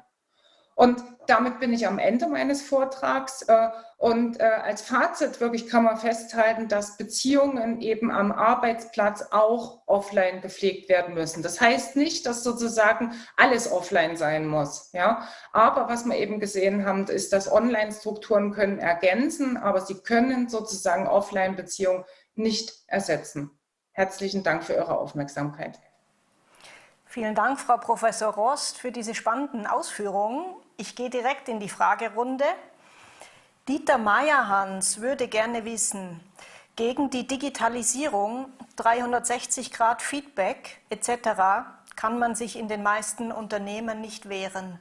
Die Entwicklung ist unaufhaltsam. 24/7 ist vielerorts die Norm. Was empfehlen Sie konkret? Was Unternehmen machen müssen, ist hier klare Regeln zu definieren. Und das fehlt in den Unternehmen. Und zwar muss ganz klar in einem Unternehmen eben diskutiert werden, wann sozusagen sollen Personen erreichbar sein, ja. Gilt das sozusagen für alle Jobs, für alle Ebenen auch nach Feierabend? Gilt das auch im Urlaub? Und ich sage mal, was dann Unternehmen ja auch gemacht haben, beispielsweise um dieser Entgrenzung des Arbeitsalltages eben entgegenzuwirken, ist beispielsweise eben, dass gewisse E-Mails nicht mehr losgeschickt werden. Die können Sie zwar losschicken, ja, aber die kommen beim Betreffenden eben nur zu den Bürozeiten an, ja. Und das ist beispielsweise ein Schutz, also um hier quasi die Leute vor so einem sozialen Druck eben zu schützen, dass es auch andere machen. Also klare Regeln ist das eine. Und das andere, wie man sozusagen sich gegen dieses 360-Grad, ich sag mal, Beobachtung wehren kann. Ich glaube, das ist momentan extrem schwierig, weil die Unternehmen nutzen das, ja. Und was man hier sagen kann, ist, ich sag mal, es wird sich wieder beruhigen, ja. Also ich glaube, auch das ist gerade ein Hype, weil die Unternehmen sammeln Daten teilweise und können damit gar nichts anfangen. Und zudem, was also klar ist, ist, dass wir Crowding-out-Effekte haben und das wird in den Unternehmen auch mittlerweile erkannt, weil ich sag mal, was ein Unternehmen braucht, ist motivierte Arbeitskräfte und wenn sie die nicht mehr hat, weil sie die zu Tode kontrolliert, ja, hat also auch kein Unternehmen was davon. Also das heißt, hier würde ich sagen, muss man ein bisschen abwarten, aber das wird sich sozusagen selbst erledigen. R. Murfiume würde gern von Ihnen wissen, Sie haben aufgrund der Pandemie auch viel Online-Erfahrung. Was ist Ihre ganz persönliche Erfahrung? Inwiefern haben Sie Ihren Arbeitsalltag verändert? Was ist Ihre wichtigste Erkenntnis für gutes Arbeiten? Also meine persönliche Erfahrung ist eine sehr positive, muss ich sagen, einfach dadurch, dass ich extrem mit einem kleinen Kind und mit diesen vielen Reisen ist das schwierig, ja. Und das hat sozusagen online schon vielen Frauen auch geholfen, muss man sagen, hier eben, ich sag mal, den Arbeitsalltag besser zu organisieren. Also das heißt, viele Dienstreisen sind weggefallen und das fand ich sozusagen persönlich als sehr angenehm. Was ich nicht angenehm fand, ist eben genau, dass dieser Teamzusammenhalt und Begegnungen und Smalltalks weggefallen sind und das vermisse ich auch extrem. Ja? Und die andere Frage, was war noch die letzte Frage? Entschuldigung. Was ist Ihre wichtigste Erkenntnis für gutes Arbeiten? Ja, Erreichbarkeit, Regeln. Also das ist wirklich, ich denke, es ist so wichtig, wirklich Regeln zu definieren und auch als Chef sozusagen mit gutem Vorbild voranzugehen. Also ich habe mich versucht zum Beispiel wirklich zu disziplinieren. Also ich schicke meinem Arbeitsteam keine E-Mails mehr übers Wochenende, damit nicht sozusagen meine Mitarbeiter das Gefühl bekommen, sie müssen am Wochenende auch arbeiten. Oder was ich zum Beispiel auch als Chefin nicht mehr mache, ist am Freitagnachmittag ja irgendwelche Sachen rauszuschicken, wo die Leute dann zu arbeiten haben. Ja, das machen die interessanterweise machen es meine Mitarbeiter mit mir. Ja, was ich auch schon als extrem störend empfinde. Ja, also das heißt, hier muss man einfach Vorbild sein und muss sozusagen sagen, es gibt sozusagen, der Beruf ist wichtig, aber jeder Mensch hat ein Privatleben und dieses Privatleben muss man respektieren. Kein Job ist so wichtig auf der Welt, wie also sich manche Leute wichtig nehmen. Gerne noch eine letzte Frage von Alina Wipf. Wie sieht die Zukunft des Arbeitens aus, wenn das Homeoffice entzaubert wurde? Alles wieder wie zuvor? Und wo liegen die Gefahren dieses Modells für die Gesundheit? Ja, das Homeoffice, das wird also so, also ich sag mal, wie sieht das aus in der Zukunft? Nun, was wir haben werden, sind flexiblere Arbeitszeiten. Also es wird nicht so sein wie früher, indem wir also nur noch im Büro arbeiten, sondern was die Arbeitnehmerinnen und Arbeitnehmer jetzt während der Pandemie auch gelernt haben und durch die Digitalisierung auch möglich ist, ist mehr Flexibilität. Also das heißt, es werden Kernarbeitszeiten definiert werden und an gewissen Tagen darf man zu Hause arbeiten oder zu gewissen Stunden darf man zu Hause arbeiten. Also das sozusagen, ich glaube, ist eine Veränderung und wird also alles wieder so sein wie früher. Ich hoffe nicht zum Beispiel, was Dienstreisen anbegeht, also dort haben wir ja auch, ich sag mal, ist ja auch das Problem der Nachhaltigkeit, zu dem sich viele Unternehmen verpflichtet haben, dass eben nicht mehr überall hingeflogen wird, ja, und dass man hier quasi eine gute Balance findet. Und ich glaube, wenn man eine gute Balance findet zwischen Offline- und Online-Beziehungen, dann ist das das Beste für die Gesundheit, ne? Weil das wissen wir ja selber, also es gibt nicht schwarz und weiß, sondern irgendwo in der Mitte liegt also häufig die Wahrheit und ich glaube, das ist dann auch das, was also Personen entlastet, ja. Dann würde ich sagen, damit ist doch viel Wesentliches gesagt. Ich danke Ihnen sehr, Frau Professor Rost. Wir machen jetzt eine Pause und sehen uns wieder um 16:15 Uhr. Bleiben Sie dran, es lohnt sich.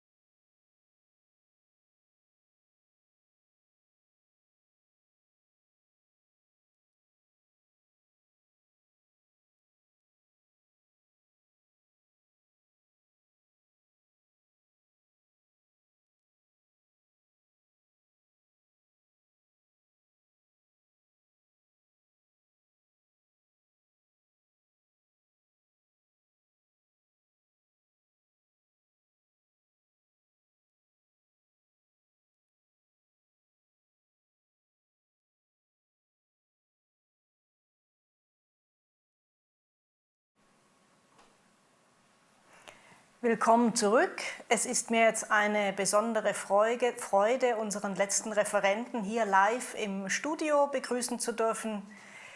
Dr. Michael Bramsthaler. Er war bis 2019 als leitender Arzt hier in der Klinik Hoheneck tätig. Seit 2020 ist er in eigener Praxis hier in der Nähe tätig. Zudem ist er Delegationsarzt am Institut für Verhaltenstherapie der Universität Zürich und absolviert gleichzeitig sein Studium der Medizininformatik. So wie ich ihn kennengelernt habe, er hat sich schon immer sehr interessiert für alles Digitale, soziale Medien. Und darum denke ich, ist er der geeignete Referent, um jetzt über das Thema zu sprechen, digitale Beziehungen, wie Digitalisierung auf unsere Beziehungen einwirkt, Chancen und Grenzen. Michael, sehr schön, dich hier live zu haben, dich wieder zu sehen. Bitte schön. Ja, ich möchte alle recht herzlich begrüßen. Ich freue mich natürlich besonders, die Möglichkeit zu haben, da wieder mal in der Hoheneck zu sein. Es ist beinahe jetzt 2 Jahre her, wo ich da diesen wunderschönen Platz verlassen habe. Und als mich der Professor Büchi vor ein paar Monaten angefragt hat, ob ich was beitragen möchte zu dem Thema, habe ich mich natürlich gefreut. Ich habe dann schnell gemerkt, dass das Thema Digitalisierung, da könnte man wahrscheinlich eine 14-tägige Reihe machen, aber trotzdem habe ich versucht, ein paar Impulse, ein paar Input Ihnen zu bringen. Auch die Vorredner, ganz tolle, haben ja schon was gebracht, dass ich Ihnen was vielleicht zeigen kann. Wie gesagt, nochmal zu mir, ich muss das immer wieder betonen, da hat der Bücher besonders Freude, dass ich eben aus dem Südtirol stamme und jetzt nach einem Zen-Meister und 3 Professoren, da fehlt eigentlich nur noch der Südtiroler.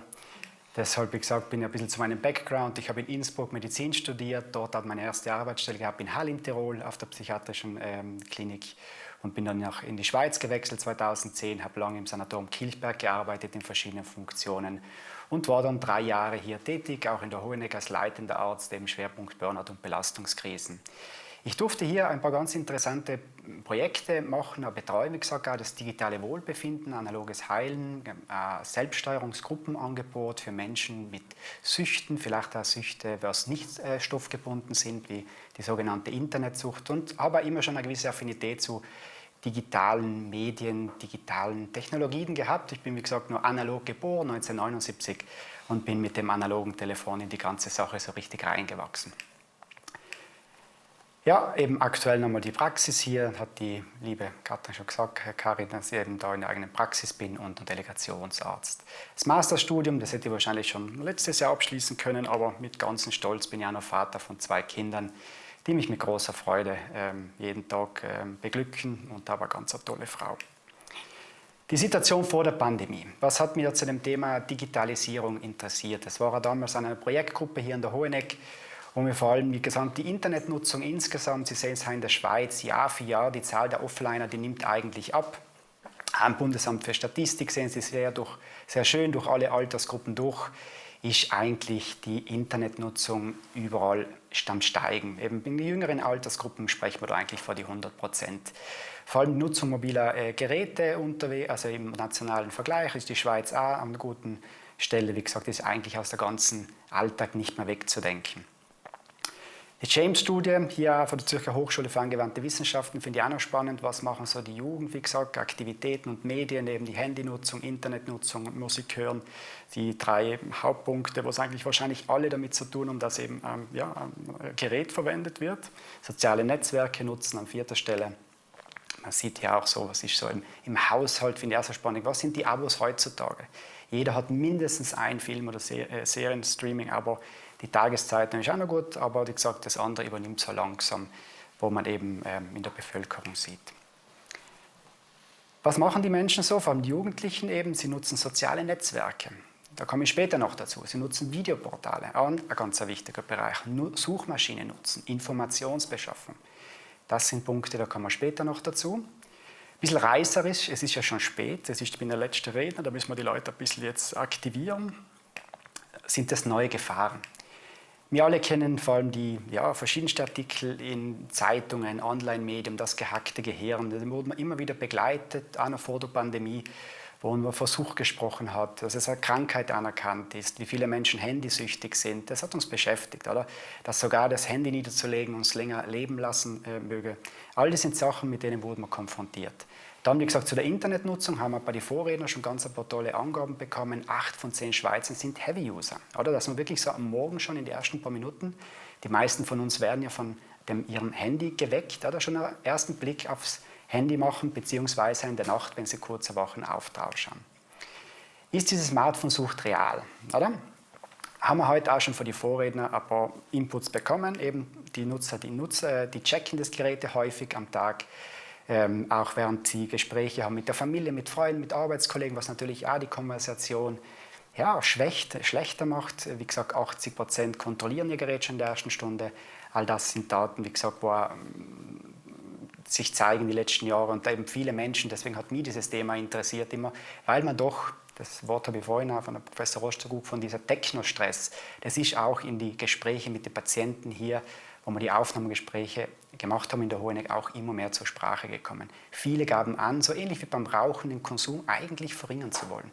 Nur 30% haben es tatsächlich geschafft. Und, was ich einmal wichtig finde, jetzt im Kontext zum vorigen Referat, jeder Blick aufs Smartphone stört die Aufmerksamkeit für 15 Minuten. Wenn wir es ein bisschen zurückrechnen, haben wir dann ungefähr 3 produktive Minuten pro Tag, pro Abschnitt. Die Definitionen, das haben wir ja können wir hier sehen, die Internetgebrauchsstörung ist dieser anhaltende, wiederkehrende Internetgebrauch, ein problematischer Internetgebrauch, ist also ein dysfunktionales, zielgerichtetes Verhaltensmuster, das in die verschiedenen Bereiche wie Haus, Arbeit, Schule zu Beeinträchtigungen führen kann. Es ist eine andere Meinung. Ich finde, das ist auch gut, wie es der Professor Jenke da gesagt hat. Eben, es ist Quatsch, wir können das nicht nur verteufeln. Wir müssen uns bewusst sein, diese Sachen, die werden bleiben. Oder? Wir können nicht sagen, Essen macht dick, deswegen höre ich mit dem Essen auf. Oder ich sage zum Chef oder ehemaligen Chef, hätte ich gesagt, lieber Stefan, ich höre mit den E-Mails jetzt auf, das tut mir nicht so gut. Dann hat er wahrscheinlich gesagt, ja Michael, vielleicht solltest du was anderes suchen. Deshalb, wir müssen lernen, richtig, wie beim Essen, einen Umgang zu finden und uns auch damit auseinandersetzen. Dann kam im März der Lockdown. Oder? Die Situation hat sich für uns alle geändert. Ich hatte auch ein bisschen, bevor das in der Schweiz so losging, man bekam auch vieles mit, schon auch in meinem Ursprungsland Italien, wo meine Kollegen, die dort im medizinischen Bereich gearbeitet haben, schon berichtet haben eben von der Situation in Bergamo, von Mailand und wo auch wirklich alle sehr besorgt waren. Die Situation, die hat uns alle, finde ich eine schöne Übersicht von SRG, SSR, das wo irgendwie auch beschrieben worden ist, wie ging es uns zwischenmenschlich mit der aktuellen Situation. Gerade am Anfang war noch diese Freundlichkeit, das haben wir ja alle erlebt, Freundlichkeit, das Solidarische, so im März, April 2020, ich kann mich erinnern, in der Nachbarschaft waren Programme, wo man vielleicht für ältere Menschen einkaufen gegangen ist. Das haben wir alle mitgemacht, das hat uns wirklich also ein bisschen einen Schub an Gemeinschaftsgefühl gegeben, obwohl wir vielleicht auch alle isoliert gewesen sind, hat sich über die Zeit ein bisschen verändert. Vor allem wichtig finde ich ein bisschen auch das Aggressive, was von der zweiten Welle doch dazugekommen ist und das Solidaritätsgefühl, was etwas abgenommen hat. Wenn man jetzt die Allgemeinbevölkerung vor der Pandemie, während der Pandemie und das Gesundheitspersonal auch betrachten, wo ich auch sehr wichtig finde für uns als ja auch Mitarbeiter im Gesundheitsbereich, die niedergelassenen Psychiater, die stationären Psychiater und andere Ärzte, Menschen auf die Notfallstationen, hat es eine Zunahme gegeben, wo wirklich, ja, man sieht es hier, wie gesagt, an Angst und Depression, die wir berücksichtigen müssen. Die Leute, ob sie mehr oder weniger Stress haben, das hat sich mit der Zeit ein bisschen auch geändert. Im 2020 zum 2021 sicherlich kam teilweise ein gewisser Gewöhnungseffekt dazu, aber doch manche geben jetzt mehr, weil die Situation doch schon länger dauert, wie wir initial alle hofften, sieht man da beim mehr Stress geben doch 31% der Menschen an. Wie wirkt sich das aus? Teilweise okay, es hat zu mehr Ruhe und Entspannung, vor allem in den ersten Wochen gefühlt. Viele haben diese Pause von außen auch einmal genossen. Das habe ich ja viele in die Patientengespräche gehört, die waren sogar erfreut. Sie haben gesagt, sie haben wieder weniger Stress, sie müssen weniger reisen. Das hat sich eigentlich irgendwo an positiven Dingen ausgewirkt. Bewegungsmangel, vor allem am Anfang, wo wir nicht wussten, wie soll man mit dem umgehen, Fitnessabos waren sistiert, die Menschen mussten sich an der Situation anpassen. Und das ist vielleicht auch das Schöne an uns Menschen, wir sind adaptionsfähig, auch in solchen außergewöhnlichen Katastrophen oder Umweltkatastrophen, anders können wir sie nicht bezeichnen. Jetzt möchte ich dazu kommen zur therapeutischen Beziehung, oder die digitale therapeutische Beziehung. Es ging ja auch recht schnell, wie gesagt, dass wir eine Lösung finden mussten.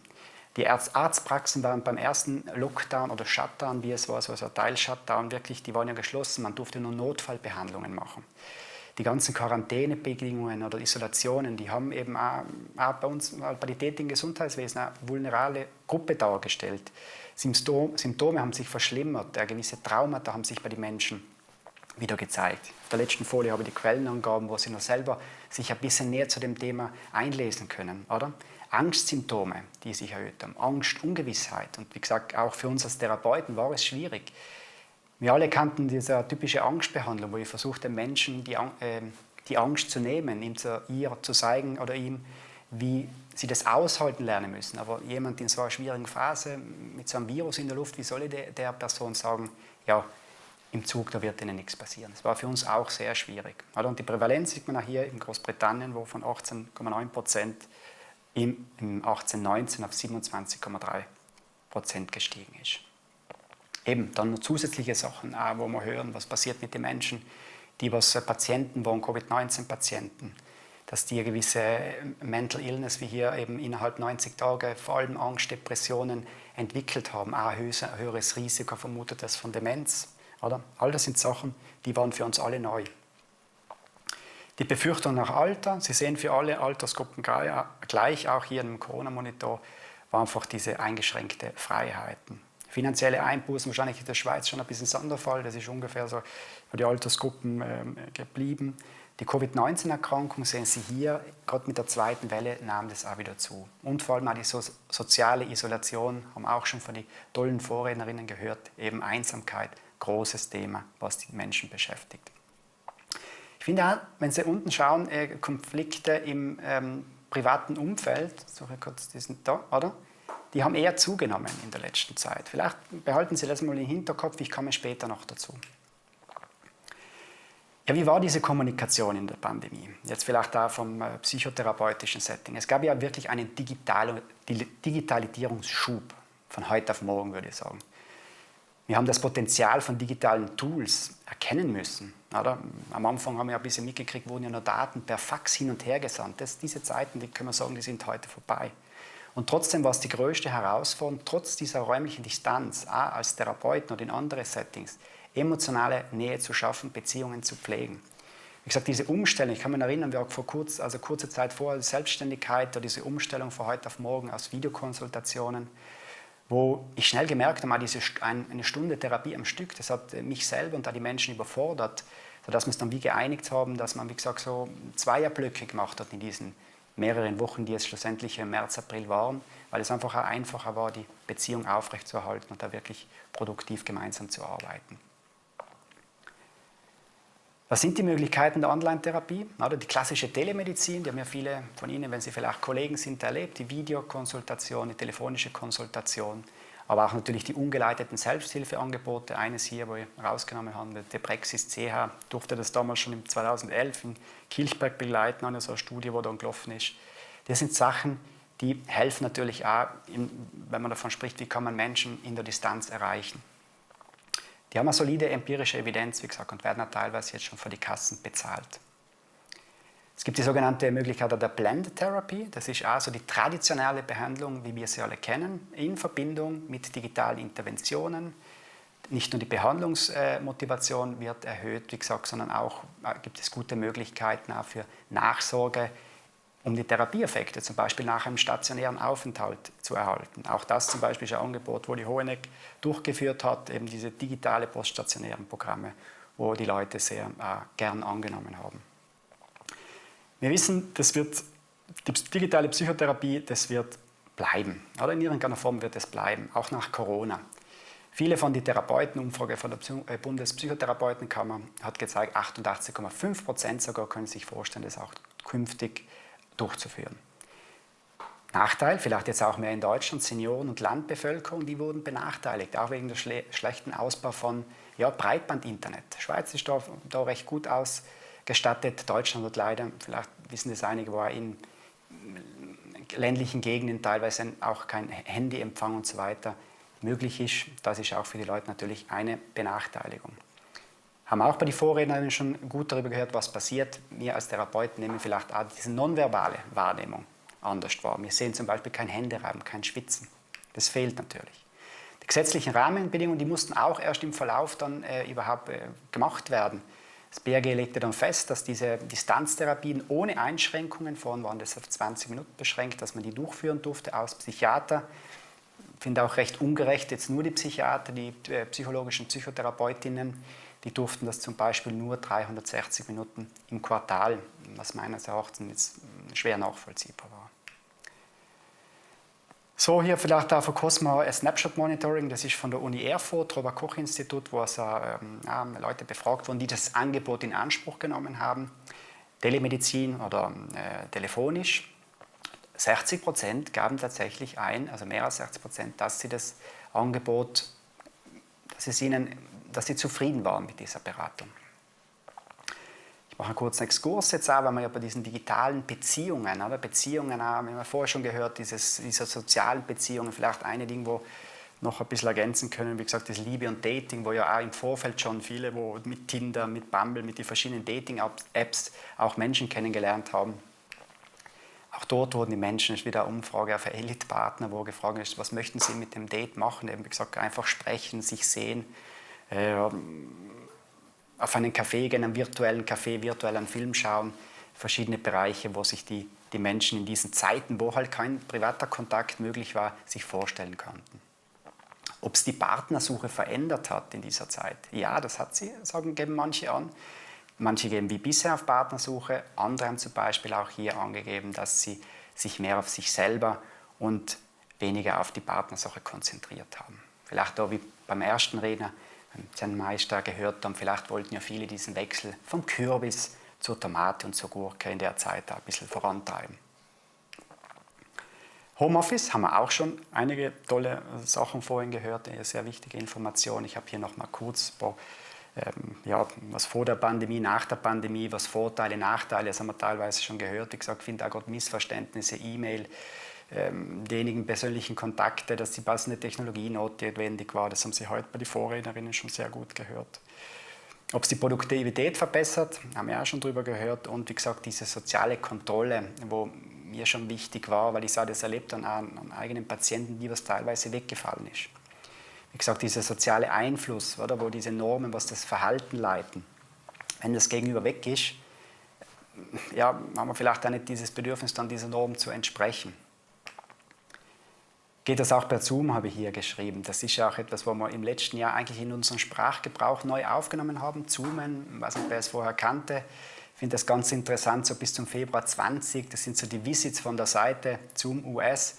Also hier diese 106 Millionen Aufrufe pro Monat. Wenn Sie schauen, in der Pandemie hat es da einen leichten Anstieg, würde ich sagen, gegeben von der Nutzung von Zoom. Und man müsste ganz ehrlich sein, ich hätte gern, oder Gott sei Dank haben wir nicht gesehen, so in die 80er Jahre, so eine Pandemie mit Faxgerät und Commodore 64, hätte man wahrscheinlich das Homeoffice etwas schwerer gemacht. Übrigens auch die Konkurrenz, Teams, Sie sehen hier den Anstieg klarerweise, weil so vieles auch im häuslichen Umfeld, die Arbeit zu Hause gemacht wurde. Beziehung ist das heutige Thema. Die Beziehung wurde auf die Probe gestellt. Die nächsten Bereiche, die ich jetzt bringe, die berichten genau das. Wie gesagt, Beziehungsersatz, mit dem möchte ich beginnen, sogenannte Süchte. Vielleicht wissen einige von Ihnen diese 4 Grundbedürfnisse, die man also psychische Grundbedürfnisse nennen, die Bindung, die Orientierung, Kontrolle, der Lustgewinn, Selbstwert, so viel wie von Professor Grave postuliert. Wir wissen, wenn es Abweichungen zu diesen psychischen Grundbedürfnissen gibt, dann entwickeln wir eher psychische Störungen oder es geht uns schlechter. Und vor allem in dieser Zeit, wo natürlich die Bindung, die eingeschränkt war, die Orientierung, Kontrolle, völlig neue Situation, ein völliger Kontrollverlust, die wir als Gesellschaft erlebt haben, mit eingeflossen ist, da Lustgewinn, soziale Bereiche, die Restaurants waren geschlossen, man konnte nicht mehr seiner Lieblingssportaktivität nachgehen, kein Club leben und so weiter. All das hat natürlich einen massiven Einschnitt auf uns alle gemacht. Nochmal ein bisschen die Ausführung, was verstehen wir unter Orientierung, Kontrolle, Orientierung ist auch, Wissen ist etwas, wo uns Orientierung verschafft. Wissen ist etwas, wo uns Kontrolle verschafft. Ich kann mich erinnern, am Anfang, ich war dankbar über die fast täglichen Podcasts auch vom NDR mit dem Professor Drosten, wo man einfach auch gierig nach Wissen, vielleicht sogar ein bisschen süchtig nach Wissen war, einfach um dieses Kontrollbedürfnis zu befriedigen, dass man weiß, wo geht diese Reise hin, diese Ungewisse. Ich bringe sie auch nochmal, ich nenne das, Sie sehen da verschiedene Suchtmittel. Ich unterscheide mittlerweile auch fast gar nicht mehr, ob das jetzt stoffgebundene Süchte wie Alkohol, Tabak oder andere Drogen, legal oder verschriebene Arzneimittel oder auch Essen, hochkalorisches Essen, Wissen macht auch so einen Effekt auf dieses Belohnungssystem. Sondern wie gesagt, ob das jetzt Online-Pornografie oder diese sogenannte Handysucht, ich würde das alles, wie gesagt, gleich behandeln. Es sind nämlich Ersatzbefriedigungen. Die Auswirkungen wie die, auf die Konsummuster, das war sehr unterschiedlich. Menschen, wo wieder in alte, wir sind ja alle so Gewohnheitstiere, wo wieder vielleicht wieder zu Hause begonnen haben zu trinken, wo die soziale Kontrolle weggefallen ist. Auch die Selbstmedikation durch Alkohol, eben auch, um diese Situation auszuhalten, wo es auch verschlimmert hat. Diese Auswirkungen, die werden wir erst Jahre nach der Zeit mit dem Virus überhaupt begründen können, was in dieser Zeit genau passiert ist. Das Problem war auch, wenn wir wieder diese Beziehung oder diese therapeutische Beziehung hier kurz betrachten, Behandlung, Beratung, gerade in diesen Gruppenangeboten, die gingen natürlich zurück. Oder? Und auch beim Telefon ist die Frage, ob die gleich wirkungsvoll waren. Ich denke, nein. Und wie gesagt, weil es eben nicht nur ein Problem vom Einzelnen ist, sondern wie auch das ganze Corona-Problem ein Problem von der Gesellschaft, sind natürlich auch, wir haben es heute schon gehört, vorhin bei den Vorrednerinnen, eben Dritte wie Kinder, Frauen durch den Suchtmittelkonsum, durch wirklich eine gesteigerte häusliche Gewalt, die was auch bestätigt ist, sind natürlich auch dadurch betroffen. Eben Menschen, die zur Selbstmedikation dazu neigen, zur Stressregulierung, die haben natürlich auch vielleicht negative Gefühle, wo man vermeiden möchte. Personal, auch den Verkauf, Transport, die ja so an der Front standen, Menschen, die jetzt nicht im Homeoffice arbeiten konnten, die sich täglich auseinandersetzen mussten, auch Pflegefachleute auf Intensivstationen, sind natürlich auch anfällig, wie gesagt, auch wir Ärzte, wo, wie gesagt, mit diesem Stress uns auseinandersetzen mussten. Aber auch Menschen, die mit starkem Leid, Todesfällen konfrontiert wurden. Trauerbewältigung, die war nicht möglich. Viele hätten sich vielleicht gewünscht, ihren Angehörigen angemessen beerdigen zu dürfen. Das war nicht möglich. Diese Rituale fielen weg. Personen, die vielleicht arbeiten wollten, aber nicht konnten, weil sie in der Gastronomie, in Tätigkeiten zugegen waren, wo eben wie die Fitnessbranche, wo nicht arbeiten konnten. Schweizer Suchtpanorama ist dieses Ding. Internetsucht, kann man nochmal darauf hin, das möchte ich noch kurz anschneiden, das haben wir vorhin schon gehört. Wie gesagt, es ist natürlich etwas, wo vor allem dieses Belohnungszentrum, wir haben vorhin gehört, dieses Heroin, digitale Heroin, ich stimme dem zu, wie gesagt, so Online-Spiele oder diese Lootboxen, was Sie vielleicht aus dem App Store kennen, wo Sie dann mit zusätzlichen Geldeinheiten Artikel kaufen können, wo vielleicht Ihr Charakter besser als Spielfigur irgendeinen Vorteil hat gegenüber anderen. Das sind momentan die Hauptdinge, oder, wo die Branche ihr Geld einnimmt. Wenn Sie schauen, so das aktuelle FIFA, wo, wie gesagt, ein bekanntes Spiel ist, Fußballspiel, da geht es in hunderte Millionen was über diese Lootboxen und wo die Menschen dann zusätzlich Geld in das Ganze reinstecken. Gibt es auch Einzelfälle, wo man bis zu 20.000 Franken spricht, oder? Das Spiel kostet ungefähr 89 Franken. Das muss man alles berücksichtigen. Wie gesagt, dass es eine Störung ist im ICD-11, das habe ich vorhin schon erwähnt, eben dass 3% der Bevölkerung auch schon vor der Pandemie exzessiv um Geld gespielt haben. Das ist bekannt. Im Jahr 2020 hat sich dann für den Schweizer Markt hatten sich neue Angebote, neue Geldspiele, waren das ideale Voraussetzungen. Die Casinos waren geschlossen, Menschen waren vielleicht langweilig zu Hause, man hat gemerkt, das ist eine Stressregulation. Und wie gesagt, vor allem Junge, 18 bis 29, überdurchschnittlich betroffen in dieser Zeit. Und die sind da zuständig für knapp die Hälfte der Einnahmen aus diesen Glücksspielen online. Auch dort, die soziale Kontrolle, die fällt natürlich weg, wenn ich die Möglichkeit habe, zu Hause 24 Stunden pro Tag, 7 Tage die Woche Zugang habe zum Gerät, über die mobilen Geräte. Ist natürlich das schwierig, wenn man diese Kontrolle verloren hat. Eben, nochmal kurz zu diesem Thema im Lockdown. Viele haben das erste Mal überhaupt ein Online-Angebot genutzt, oder? muss auch sagen, das Werbevolumen für diese Glücksspiele hat eine massive Zunahme allein im April 2020 gehabt, weil über mehr als die Hälfte davon waren eben Online-Casinos. Und dieser Markt wächst auch noch weiterhin. Zum Thema Sucht und Corona-Krise möchte ich Ihnen noch empfehlen, ich finde das eine sehr gute Website von Coronavirus von Sucht Schweiz, wo es ja wirklich Umgang mit Süchten auch innerhalb der Familie, wenn Sie Fragen haben, kann ich wirklich sehr empfehlen, wenn Sie da mal drauf schauen. Soziale Medien, nächster großer Bereich, den ich Ihnen gerne ein bisschen versuche näher zu bringen. Auch haben wir heute schon ein bisschen was drüber gehört. Ich mache jetzt einmal ist ja schon spät am Abend, 20 vor 5. Und soziale Medien, frage ich jetzt mal in die Runde. Was meine ich damit? Oder? In der Corona-Krise haben wir Medien häufiger genutzt. Ich kann mich selber erinnern, es gab nicht selten Abende, wo zuerst einmal die Schweizer Nachrichten, dann die österreichischen Nachrichten, dann die deutschen Nachrichten, zum Schluss noch frei die italienischen Nachrichten. Könnte man auch sagen, der hat ein bisschen so diese Wissenssucht damals extrem ausgelebt. Aber es gab natürlich auch eine gewisse Form der Sicherheit. Da geben auch andere Menschen an, sie haben die Medien häufiger genutzt. Jetzt wünschen wir uns vor allem Information durch die Medien, dass wir informiert werden, dass wir eben Wissen erwerben. Ich bringe jetzt das erste Mal das Wort Desinformation, / Missinformation. Bei dem möchte ich auch ein bisschen das noch vertiefen. Was verstehen wir darunter? Entweder es ist eine direkte Lüge oder es besteht indirekt aus subtiler Unterdrückung, Verschweigen oder Ablenken von überprüften Fakten und falsche Meinungen eben dort impliziert werden. Facebook stand gerade am Anfang der Pandemie sehr in der Kritik, weil der Konzern sehr zögerlich gegen diese Desinformation vorgegangen ist. Die Fake News wurden nicht markiert. Könnte man jetzt fragen, hat das mit dem Geschäftsmodell zu tun? Auch auf YouTube war das ja so, dass auch vielleicht Kanäle, wo jetzt die Fakten wo nicht so überprüft wurden, nicht gesperrt oder auch irgendwie reguliert wurden. Man muss natürlich auch die Algorithmen verstehen, dass natürlich das auch mit dem Geschäftsmodell zusammenhängt. Erst dann, wo große Firmen die Geldzufuhr angekündigt haben, diese zu kürzen, ist da was passiert. Eben auch die Debatte um Impfungen, das erleben wir jetzt auch noch tagtäglich, wurden 7 Millionen Beiträge nachträglich gelöscht. Kurzer Exkurs auch noch zu Telegram, das ist mir doch recht wichtig. Ich sage hier mal, das ist jetzt das Darknet für die Hosentasche.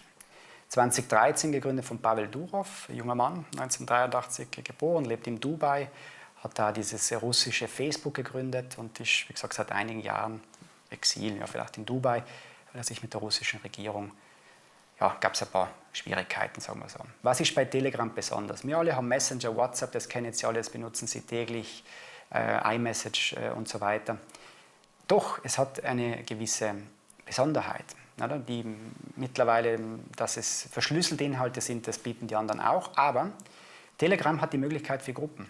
Bis zu 200.000 versus 256 Gruppenteilnehmer bei WhatsApp. Das heißt, wenn Sie dort Informationen streuen in Kanälen, wo nur eine Person oder ein Kollektiv Informationen teilt, wird das an 200.000 Menschen oder Geräten verteilt. Eigentlich eine gute Sache.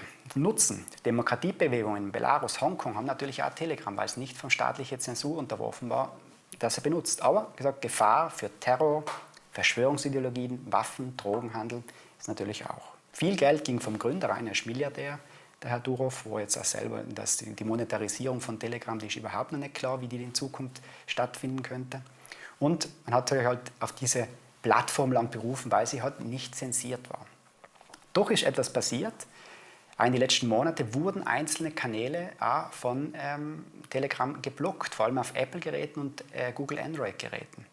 Ich erwähne jetzt keine Namen, das mache ich heute bewusst nicht. Da war so ein veganer ehemaliger Koch dabei.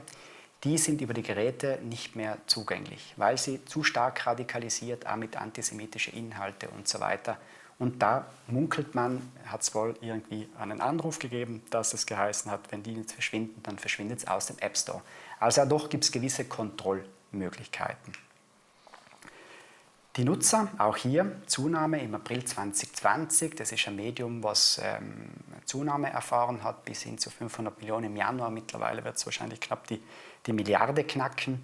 Und Sie sehen auch hier, das erinnert wahrscheinlich an die täglichen Grafiken, die man vielleicht auch online schauen, die täglichen Corona-Zahlen, das gehört ja fast schon zum täglichen Ablauf dazu. Und ich finde halt, wir sind halt schon an der Schwelle das möchte ich gerne benutzen, diesen Ausdruck, zum exponentiellen Zeitalter. Kurze, doch ein Beispiel, so eine News, damit Sie verstehen, was ich darunter meine mit diesen Desinformationen, was geheißen hat in Telegram, auf Facebook, dass eben Kinder in Österreich mit so einem gewissen Nasenspray gegen Influenza geimpft werden sollten. Aber dass das Spray gentechnisch veränderte Inhaltsstoffe drinnen hat. Es wurde geteilt auf Telegram, 112.000 Mal, auch auf Facebook 1.300 Mal und vielleicht ist Ihnen auch selber untergekommen, diese Nachricht. Und ich kann nur empfehlen, wenn Sie solche Sachen Sie erreichen, sehr gute Seite.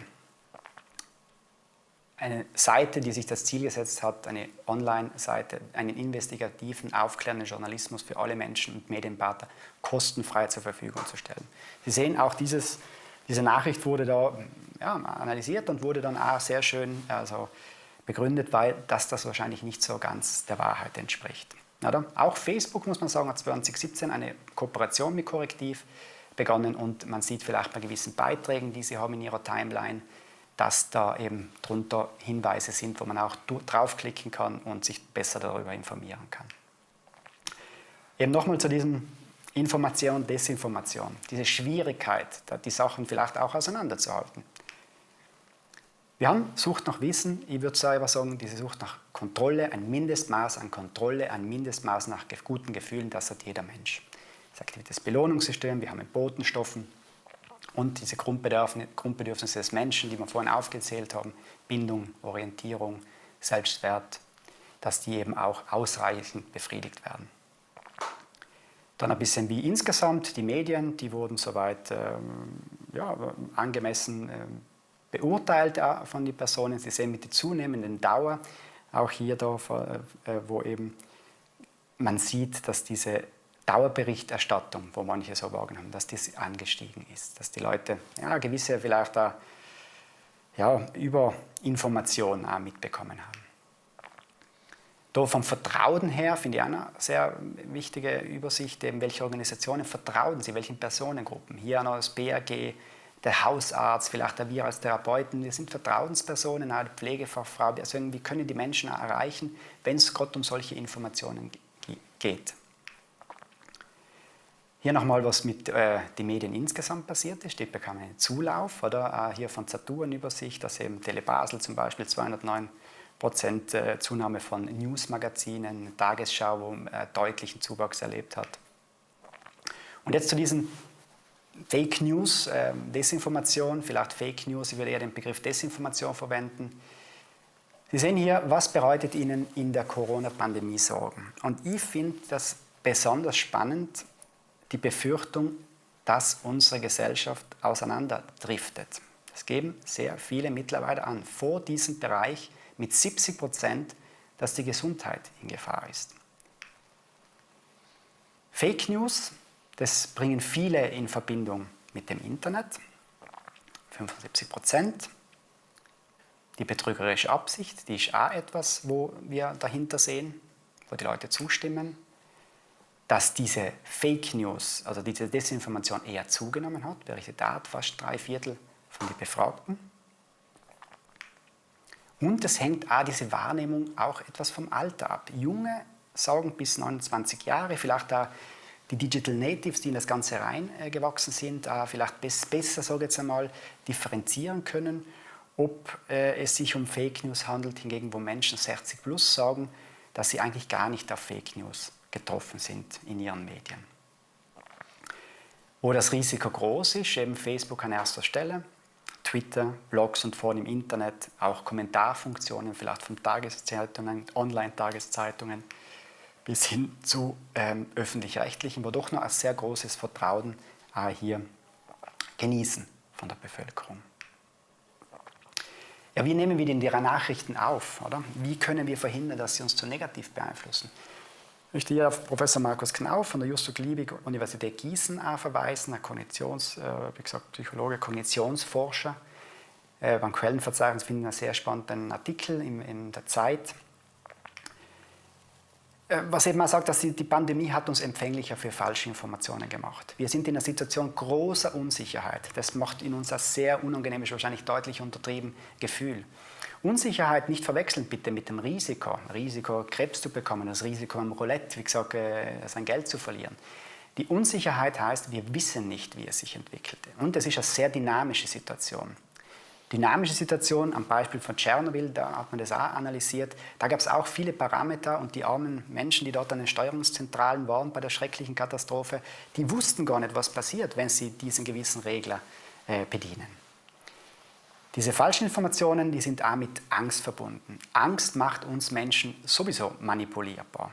Wir alle erinnern uns an diese Särge in Bergamo, die vom Militär transportiert wurden. Social Distancing, wenn wir uns alleine fühlen, hört natürlich diese Angst auch. Ich glaube, man muss das viel mehr auch vermitteln in der Bevölkerung, vielleicht auch in die Schulen, dass die, wie gesagt, die Forschung Wissen nach und nach aufbaut. Oder? Diese Balance zu finden zwischen der Wissenschaft, die weiß schon alles und wir wissen gar nichts. Dass die Menschen auch mit diesem Umgang, vielleicht dieses Aushalten lernen von Unsicherheit, dass wir uns mit dem auseinandersetzen, vielleicht einem therapeutischen Austausch. Wie identifiziert man Fake News? Vielleicht ein paar Hilfemittel, ein paar Hilfestellungen, die ich gerne mitgeben möchte. Wenn Sie etwas lesen und etwas Ihnen zugeschickt wird und Sie erleben es als stark emotionalisierend, dass Sie wirklich Aufmerksamkeit vom Sender durch große Emotionen vielleicht gewünscht wird, halten Sie da mal kurz inne. Bedenken Sie, soziale Medien heißen soziale Medien, nicht Wahrheitsmedien. Die möchten möglichst viele Menschen erreichen. Und Wissenschaft ist halt manchmal langweilig, die ist einfach langweilig. Wie gesagt, dieses Emotionalisieren durch starke Aufmerksamkeit, das ist eben auch ein Merkmal von Populismus. Oft haben wir das Gefühl, vielleicht haben Sie in einer persönlichen Debatte, dass die Meinungen gefestigt oder ganz harzig sind und dass sich die Menschen vielleicht nicht mehr verändern lassen. Ich würde dann auch sagen, halten wir auch dort inne. Wie gesagt, die Menschen trotzdem anleiten zum analytisch Denken. Vielleicht eine emotional neutrale Stimmung erzeugen. Wir wissen, ein kühler Kopf, der denkt anders. Versuchen wir vielleicht da wirklich logisch wieder zu denken, Argumente auf Stichhaltigkeit zu prüfen. Überlegen wir uns nicht nur dieses richtig, falsch, schwarz, weiß, auch, dass wir lernen, Wahrscheinlichkeiten auszuhalten. Kognitive Dissonanz, wie gesagt, wir haben auch viele Opfer in der Pandemie gebracht. Noch immer sind diese Maßnahmen wichtig. Wir müssen die Opfer auch immer mehr rechtfertigen, dass wir immer in der ganzen Situation sind, durch diese Müdigkeit, dieses Unangenehme, was wir auch erleben. Die Empfänglichkeit für Desinformationen, die ist in der ganzen Bevölkerung auch vertreten, auch bei gut ausgebildeten Menschen. Vielleicht sollte man dort animieren, wie gesagt, diese Metakognition. Das ist etwas, wo man in der Therapie zum Beispiel anwendet als Tool. Denken über das eigene Denken. Oder warum bin ich zu dieser Entscheidung gekommen? Und vielleicht da gibt es Alternativen zu dieser meinen Denkweise, zu diesem Wahrnehmen von der Information. Gutes Buch, was ich Ihnen empfehlen kann von der Frau Nock und von der Lamberti, Fake Facts, auch, wie gesagt, Spiegel-Bestseller war es damals, wo sich sehr mit dem Thema auseinandersetzt. Sagen wir nicht, die Menschen sind paranoid, nur weil sie anderer Meinung sind, die sind psychisch krank. Vorsicht! Da gibt es keinen Zusammenhang, das zeigen auch Studien. Menschen mit psychischen Erkrankungen würden durch solche derartige Gleichsetzungen stigmatisiert. So war es einfach, wenn man bei Rechtsextremisten die Gewalttat begangen haben, zum Beispiel in Christchurch, wenn man die sofort als krank abtun. Oder? Wer solche Erzählungen verbreitet, hat teilweise auch bewusste Entscheidungen getroffen. Man muss diese Sachen differenziert betrachten. Tut man nicht das, wie gesagt, auch psychisch krank, tut man nicht stigmatisieren. Falsche Informationen, das wissen wir vielleicht, oder wissen Sie im Internet, das Internet vergisst nichts. Wenn wir die in die Welt setzen, dann sind sie sehr schwierig wieder rauszubekommen, vielleicht gar nicht. Betrachten wir dort auch die politische und soziale Dimension. Die Desinformation, das wissen wir, das entwickelt sich leichter, wenn es Misstrauen gibt in der Bevölkerung, vielleicht auch gegenüber Regierungen. Man hat oft vielleicht gesehen in diesen Verschwörungskanälen die sogenannten Machteliten. Ich glaube einfach, die Menschen fühlen sich teilweise abgehängt. Das haben wir bei der Vorrednerin schon gehört, dass die Menschen nicht mehr mitsprechen können, vielleicht die Sachen nicht mehr verstehen. Und wir sind halt an der Schwelle zum exponentiellen Zeitalter. Die Maschinen werden schneller, die Digitalisierung, die nimmt an Fahrt auf. Wir bleiben halt als Menschen mehr oder weniger gleich. Wir werden nicht nächstes Jahr den 6. Finger, das 3. Auge oder einen schnelleren Prozessor haben. Bleiben wir im Gespräch, bleiben wir im Dialog. Neuronale Netzwerke, die sind ja auch miteinander verzweigt. Auch wenn ihr eine Falschinformation vielleicht einige Tage später als wahr oder als falsch identifiziere, diese Lücke, die muss ja dann irgendwie geschlossen werden. Eben hier als Beispiel, Corona-Impfung kann unfruchtbar machen, auch ein gängiges Ding, was verbreitet wurde. Vermeiden wir diese Bestätigungsfehler. Ich jetzt wahrscheinlich das ins Google eintippe, dann wird mir das Internet genau vielleicht auch Seiten zeigen, wo mir diese Information bestätigen. Sehr schwierig. Beachten Sie ja diesen sogenannten Framing-Effekt. Das kennen Sie wahrscheinlich. Das Glas ist halb voll oder halb leer. Ich nehme die gleiche Information anders wahr. Es könnte ja sagen, 50% der Patienten sind gestorben, 50 Patienten haben überlebt. Was will mir der Sender sagen? Warum hat er diese Art gewählt? Was ist die Wirkung von bestimmten Wörtern in zum Beispiel Zeitungsartikeln? Zum Beispiel, daran war kein Ausländer beteiligt. Ja? Machen Sie sich selber, denken Sie kurz drüber nach. Oder Kausalfehler, Zusammenhänge, die vielleicht gar nicht überprüft wurden, die nicht stimmen. Er hat das Medikament genommen, danach ist er gestorben an Corona. Ein bisschen aus den USA, wir wissen eben, politisch konservative Menschen leugnen zum Beispiel an Themen wie Klimawandel häufiger. Aber, das ist ein Teil, ich würde das nicht nur jetzt gewissen Gruppen zuschreiben, es sind da viel in sozialen Medien, wenn wir damit umgehen, es sind Unaufmerksamkeitsprozesse. Soziale Medien sind voll von Belanglosigkeiten. Das Kätzchenvideo, also nichts gegen die Kätzchenvideos, bitte falsch verstehen, oder jemand das Essen teilt, die Pizza, den Urlaubsort und plötzlich kommt so eine Information, 5G verursacht Corona. Oder? Menschen sind nicht dumm, das ist mal wichtig, nicht die Menschen sind dumm, aber soziale Medien begünstigen halt schon manchmal dummes Verhalten, dass man es zu schnell vielleicht weiterleitet. Ich gesagt, ist das manchmal auch Kritik am System, das lasse ich offen, Verschwörungstheorien, bleiben wir doch als Therapeuten oder im gemeinsamen Gespräch als Gesellschaft, lassen wir uns nicht spalten, versuchen wir es sachlich zu argumentieren, versuchen wir die Emotionen, den kühlen Kopf zu bewahren. Was die Zukunft bringt, ist für uns alle eine Ungewissheit, versuchen wir gemeinsam eben auch in der Gesellschaft, vielleicht in Offline-Beziehungen, wenn die dann möglich sind, uns auch darüber auszutauschen, auch über Ängste zu sprechen. Vielleicht muss auch die Politik noch mehr in der Bildung, mehr Vertrauen in das Ganze reinsetzen. Vielleicht auch Naturwissenschaften, dass die wieder eine größere Relevanz, dass Menschen sich selber ihr Bild machen können, dass sie die richtigen Werkzeuge mitbekommen. Ich habe hier noch ein paar bekannte Desinformationsseiten aufgelistet. Diese Seite habe ich bewusst weiß gelassen. Hier noch das Quellenverzeichnis. Und ich möchte mich ganz herzlich bei Ihnen bedanken, auch wenn ich Sie leider nicht persönlich kennenlernen konnte. Ich hoffe, Sie konnten ein paar Inhalte mitnehmen. Und ja, bedanke mich noch einmal an die ehemaligen Kollegen von der Hoheneck, dass ich da sein durfte und auch ein paar Inputs bringen durfte. Vielen Dank, Michael, für deine interessanten Ausführungen. Gerade zum Thema Desinformation hast du einiges berichtet. Da möchte gern Bernd Schillinger wissen, wird das Phänomen Desinformation je wieder verschwinden, sobald die Pandemie einigermaßen unter Kontrolle sein wird? Ja, lieber Herr Schillinger, ich glaube eben nicht. Ich glaube, das wird eine große Herausforderung für die Zukunft bleiben, dass wir da wirklich aufpassen, dass wir uns als Gesellschaft nicht zu sehr auseinander entwickeln. Weil man sieht jetzt teilweise, dass, wo jetzt ja, ich will nicht sagen, dass wir es in den Griff haben, die Pandemie, aber wir haben gewisse Möglichkeiten, wir haben die Impfungen, die gut wirken, die sehr gut wirken.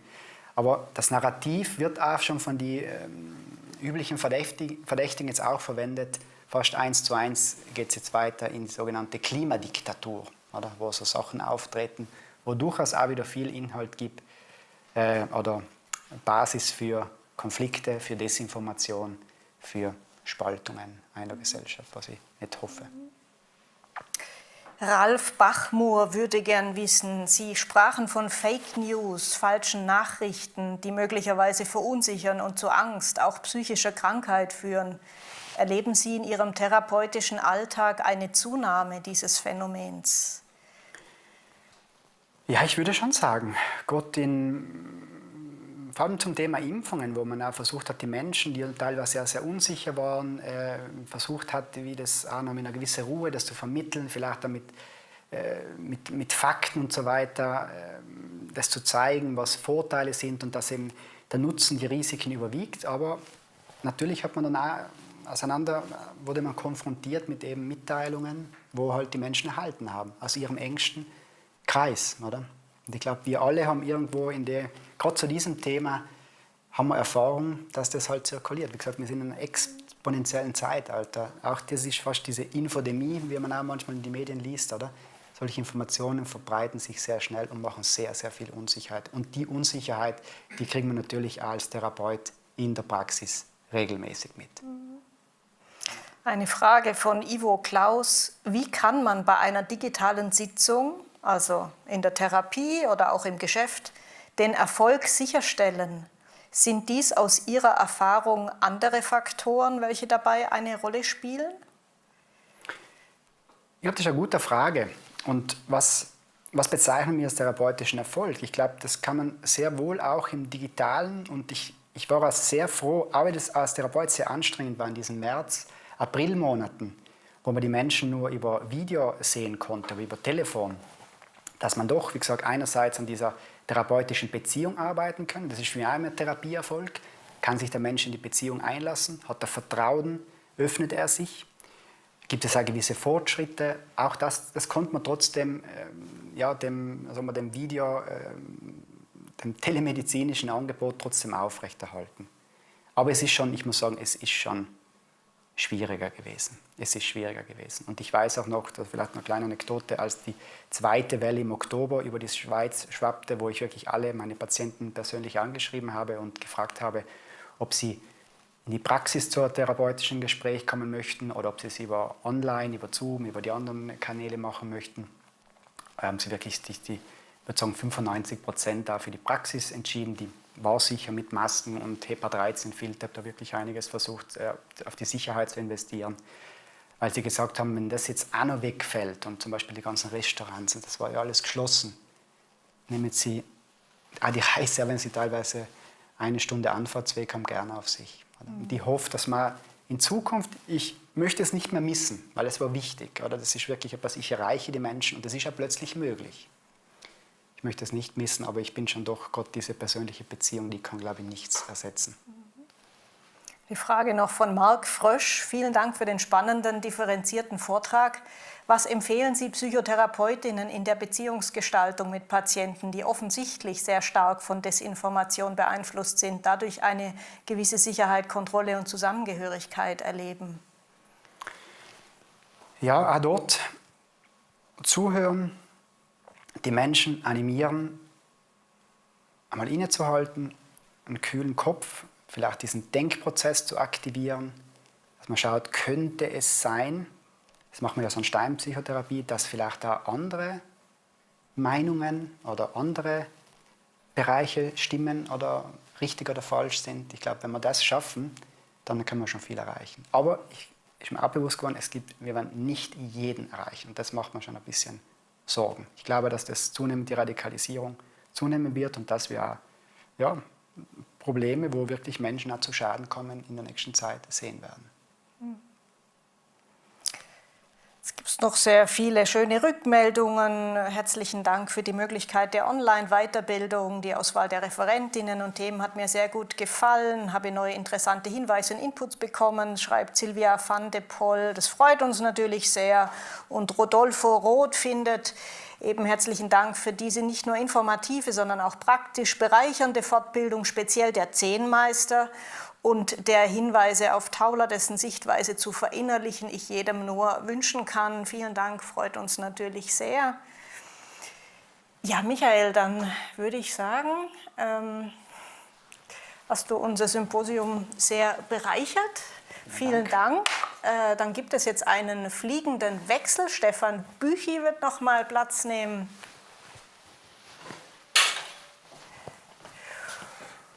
Es ist so, wenn Sie interessiert sind an den Unterlagen am Symposium, die sind bereits auf unserer Homepage aufgeschaltet. Unter Fortbildungen können Sie auf diese zugreifen. Und alle Filme von heute sind ab Montag dann aufgeschaltet. Wenn Sie eine Bestätigung möchten, eine Teilnahmebestätigung mit den Credits, die SGPP hat 3 Credits bewilligt, können Sie eine E-Mail schreiben an veranstaltungen@ hoheneck.ch mit Ihrem Vorname und Nachname, dann wird das gut funktionieren. Ja, das war's jetzt von mir. Es hat mich gefreut, auch wenn ich Sie nicht wirklich gesehen habe, Sie durch das Symposium begleiten zu dürfen. Und ich übergebe für das Schlusswort wieder an unseren ärztlichen Direktor Stefan Büchi. Danke. Bitte schön. Zum Schluss würde ich sehr gerne noch auf unser nächstes Symposium hinweisen. Ich denke, wir werden uns damit einer wirklich sehr, sehr spannenden, umfassenden Frage, nämlich was ist eigentlich gute Behandlung in Psychiatrie und Psychotherapie, beschäftigen. Wir haben uns bereits in einem kleinen Team sehr intensiv seit über einem Jahr damit beschäftigt. Wir werden auch ein Buch auf das Symposium hin herausgeben. Sie sind sehr, sehr herzlich eingeladen, an dieser als Präsenzveranstaltung geplanten Veranstaltung am Donnerstag, 6. Oktober hierher nach Mailand zu kommen. Das Symposium findet wie früher üblich im Gasthaus Löwen statt. Ganz zum Schluss bleibt mir noch das Vergnügen, Danke zu sagen. Ihnen als Teilnehmenden, Sie waren ganz wichtig heute an dieser Veranstaltung. Ihre Fragen haben das Symposium sehr bereichert. Ganz herzlichen Dank, dass Sie teilgenommen haben und sich für diesen Anlass interessiert haben. Dann ganz besonderen Dank auch an die 4 Referentinnen und Referenten, die sehr, sehr umfangreich interessante Dinge uns präsentiert haben, die mich persönlich auch stimuliert haben. Ich hoffe, es ist Ihnen auch so gegangen. Also ganz herzlichen Dank auch den Referentinnen und Referenten. Und zum Schluss, es war doch ein größeres Team hier in der Hoheneck. Es waren die Techniker, es war viel Aufwand für diese Veranstaltung. Ich kann jetzt nicht jede Person mit Namen nennen, aber ich möchte mich wirklich ganz herzlich bedanken, dass diese so gelungene Veranstaltung dank Ihnen, dank euch möglich war. Ganz herzlichen Dank auch euch. Somit bin ich nun ganz am Ende dieser Veranstaltung. Es bleibt mir noch ein Wunsch. Ich wünsche Ihnen noch einen sehr schönen Abend und ein zweiter Wunsch. Es würde mich sehr freuen, wenn ich Sie im nächsten Oktober wieder hier in der Hoheneck bei unserem Symposium treffen würde. Herzlichen Dank.